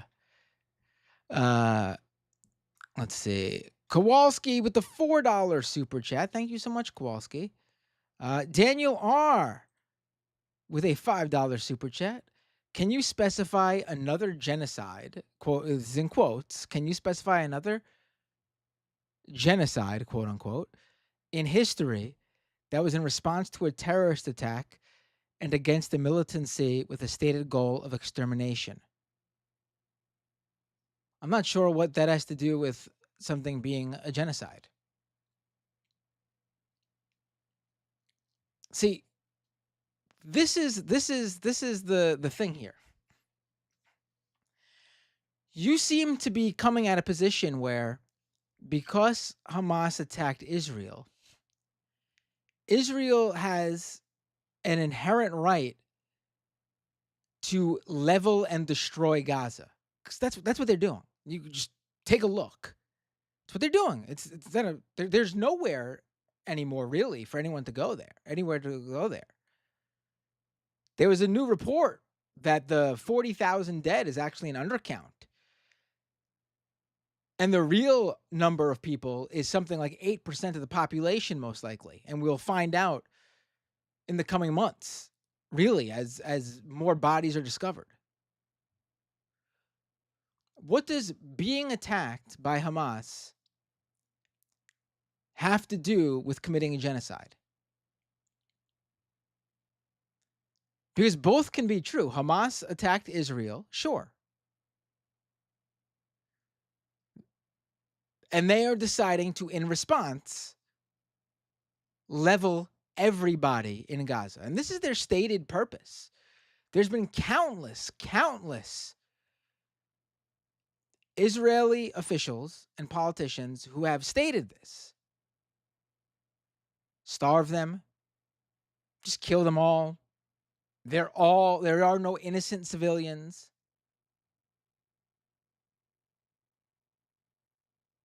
None of that has anything to do with whether or not something is a genocide.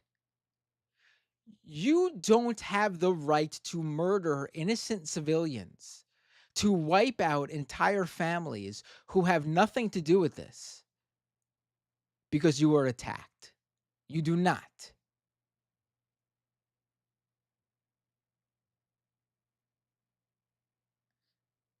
You, in your wording of this question, makes it clear that you think you have the right to commit a genocide and it not be called a genocide because you were attacked first. That's ludicrous. Ludicrous. Can you specify another quote unquote genocide in history that was in response to a terrorist attack and against the militancy with a stated goal of extermination? Ludicrous. It's a dumb question. Seriously, it's a dumb question.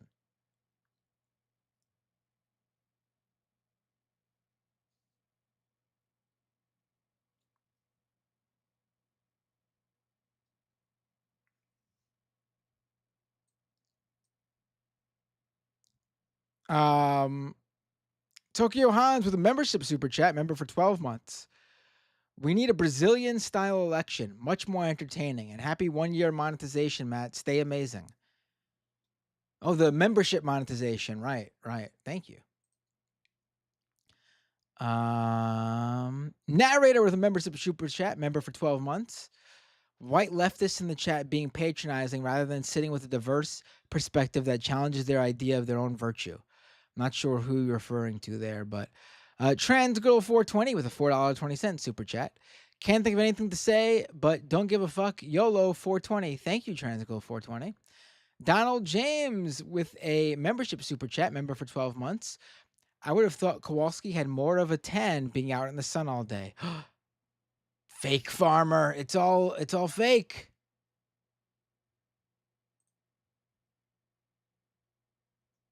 Oh, that's the conspiracy I'm going with. It's a green screen.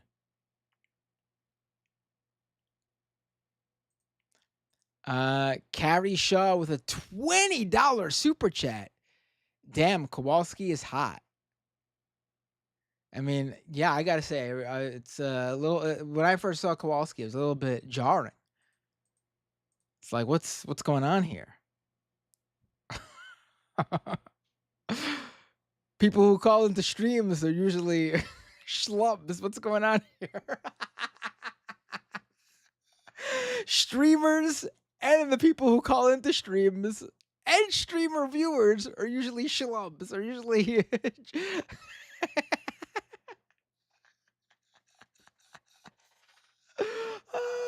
narrator with a $10 super chat. No one said George, they said Bush. It wasn't Barack, it was Obama. You don't call him Donald, it's Trump. It also wasn't Dick, Joe, or Mike. Why is it Kamala and not Harris? Be honest. It's a good question, right? That is a good question. With Hillary, it was because her husband was Clinton. So I guess to differentiate, you call her Hillary. But it's a good point you're making, narrator. I mean, people do call Trump Donald, though. So that you're slightly wrong with. I mean, they don't just call him Donald, they also call him Trump, but it's a good point, narrator. Tokyo Hans with a super chat. Kamala campaign slogan. Tokyo Hans doing the thing right after narrator's super chat. Kamala campaign slogan: diaper free and haven't fallen out of a coconut tree and hit their head.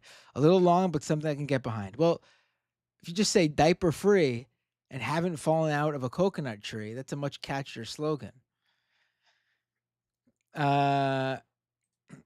I don't know what Renee is referring to here, but Renee says Kenya, Rhodesia regarding the Mau Mau rebels. Oh, is this the question about a genocide? I mean, it's just the framing of that question is doesn't even matter if you could name another one. It does not matter. You do not get to commit mass murder, slaughter innocent civilians, which is what they're doing. This is not casualties caught in the crossfire of a a Hamas shooting at them or something. No. They are killing innocent civilians with targeted airstrikes, and they are openly saying they've been doing it. I mean, it literally just came out that they slaughtered their own innocent civilians on October 7th under the Hannibal Directive. Israeli media itself has been reporting this. Israel gave the go-ahead to kill hostages before they got into Gaza so they wouldn't be hostages. That's not okay. Innocent civilians on both sides. That's the one area I will both sides it. Innocent civilians on both sides should not be targeted. I'm sorry. I don't want to see any innocent people. Israeli innocent civilians, Palestinian innocent civilians being killed.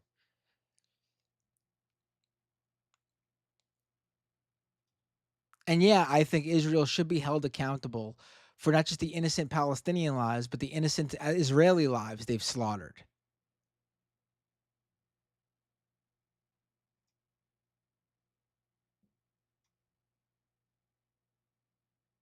Tylee Meow Lala with a 99 with a super chat. Thank you. Just nothing nothing more.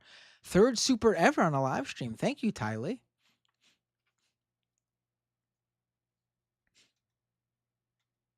Renee with a few more super chats. Warsaw Ghetto Prague v. Reynard Hendrick. Hell, the Native Americans. There's your example. Yeah, there you go. The Native Americans are a great example, right?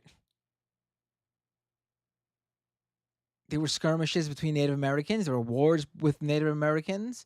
Doesn't give us the right to ethnically cleanse or genocide them like we did.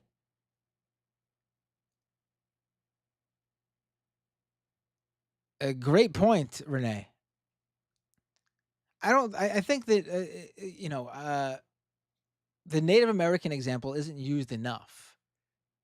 Because I think that's a much more analogous example in more than one way to what's going on than any other example that It's usually like, I think the Native American example is much more analogous than anyone bringing up anything else like the Holocaust or something like that.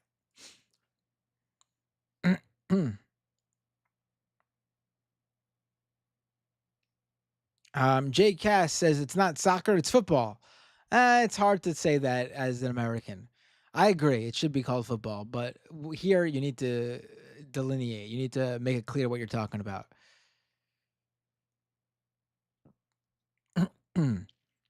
Tokyo Han says Kamala is a one-named celebrity like Fabio, Madonna, Oprah, or Matt. That Let guy is dreamy. Ha ha ha. Very funny.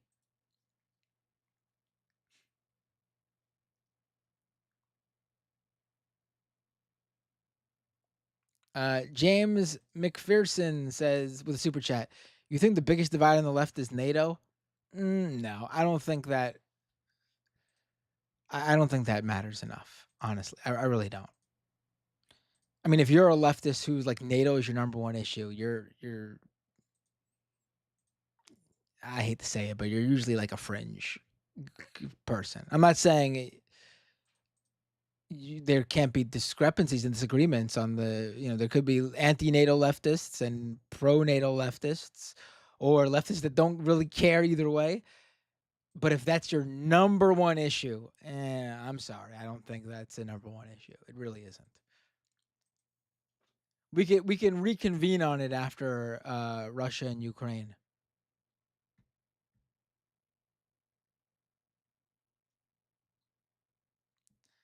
Kowalski with a super chat. Pornhub is banned in Nebraska. Unrelated. Here's a dono. Thank you, Kowalski. No new patrons though during this show. That's rough. That's rough.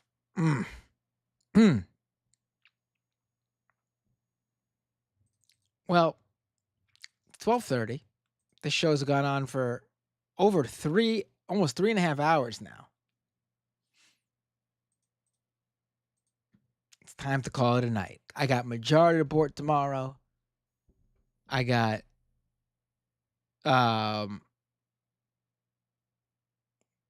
Leftist Mafia tomorrow. Ooh, it's getting late. I got to take my kids to camp tomorrow. I got to go to work tomorrow. I got stuff to do. But what a wonderful night. What a wonderful night. I appreciate you all tuning in after I wasn't planning on doing no show at all last week, actually. I've actually been feeling under the weather these past 2 weeks. I obviously there was going to be a July 4th Leftist Mafia. That was planned, but I was planning on doing a show last week, but I've been feeling really under the weather these past 2 weeks, period. I've been feeling really like hazy and slow and like my sinuses have been really bad. I was sort of worried that I got COVID, it didn't realize, and then had and then now I'm like suffering from like long COVID, because the symptoms I've been looking up have been what a lot of people attribute to long COVID. I don't think that's the case, but I've been feeling really groggy, really more tired than usual. Like my brain's not been working on full capacity. At full capacity, I don't know what's been going on with me. So I just wasn't feeling up to doing a show last week, and then July 4th hit, but I did a show today. Doing 2 shows tomorrow. I'll make it up to you. I'll make it. Yeah, nasal infection is a big thing. I'm feeling that right now. But that's the show. Appreciate everyone, all your support. Once again, if you can, patreon.com/MattBinder. I'd really appreciate it if you can. Otherwise, I'll see you all tomorrow. That's I got. Oh, wait, really quick. Over on Twitch. Valinova gigantified an emote. Thank you, Valinova. Valinova did that twice. Thank you. Tokyo Hans resubscribed for 1 month at tier 1. 2 years as a subscriber on Twitch. Thank you, Tokyo Hans. Oh, snap. Has it been that long? Figueredo Binder 2024. Transition into a better future. Windless, subscribe with Prime. Thank you, Windless. Rebel Without a Cause, resubscribe with Prime. Subscriber for 25 months. Wow, even longer than Tokyo Hans. Appreciate that. Rebel Without a Cause, over 2 years. Robot Monkey Cat, resubscribe for 1 month at tier 1. Subscriber for 32 months, outdoing both Tokyo Hans and Rebel Without a Cause. Over 2.5 years. Wow, Robot Monkey Cat, thank you. 32 months. Requesting a once a month new callers only show or second half. Nothing against the regulars. I just want to see some others get an opportunity. It's a good idea. I'll consider something like that. Or at least just taking calls from them. Oh, Creflo $50 with the last minute super chat. Maybe in Kowalski's case, it should be Corn Hub. It's a good point. It's a good idea. All right, folks, I am tapping out.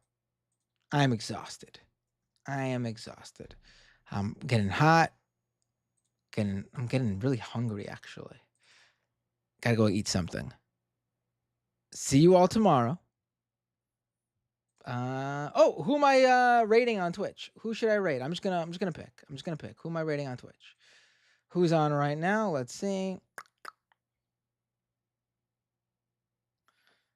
Let's raid. Who's doing something that you guys would be into and interested in?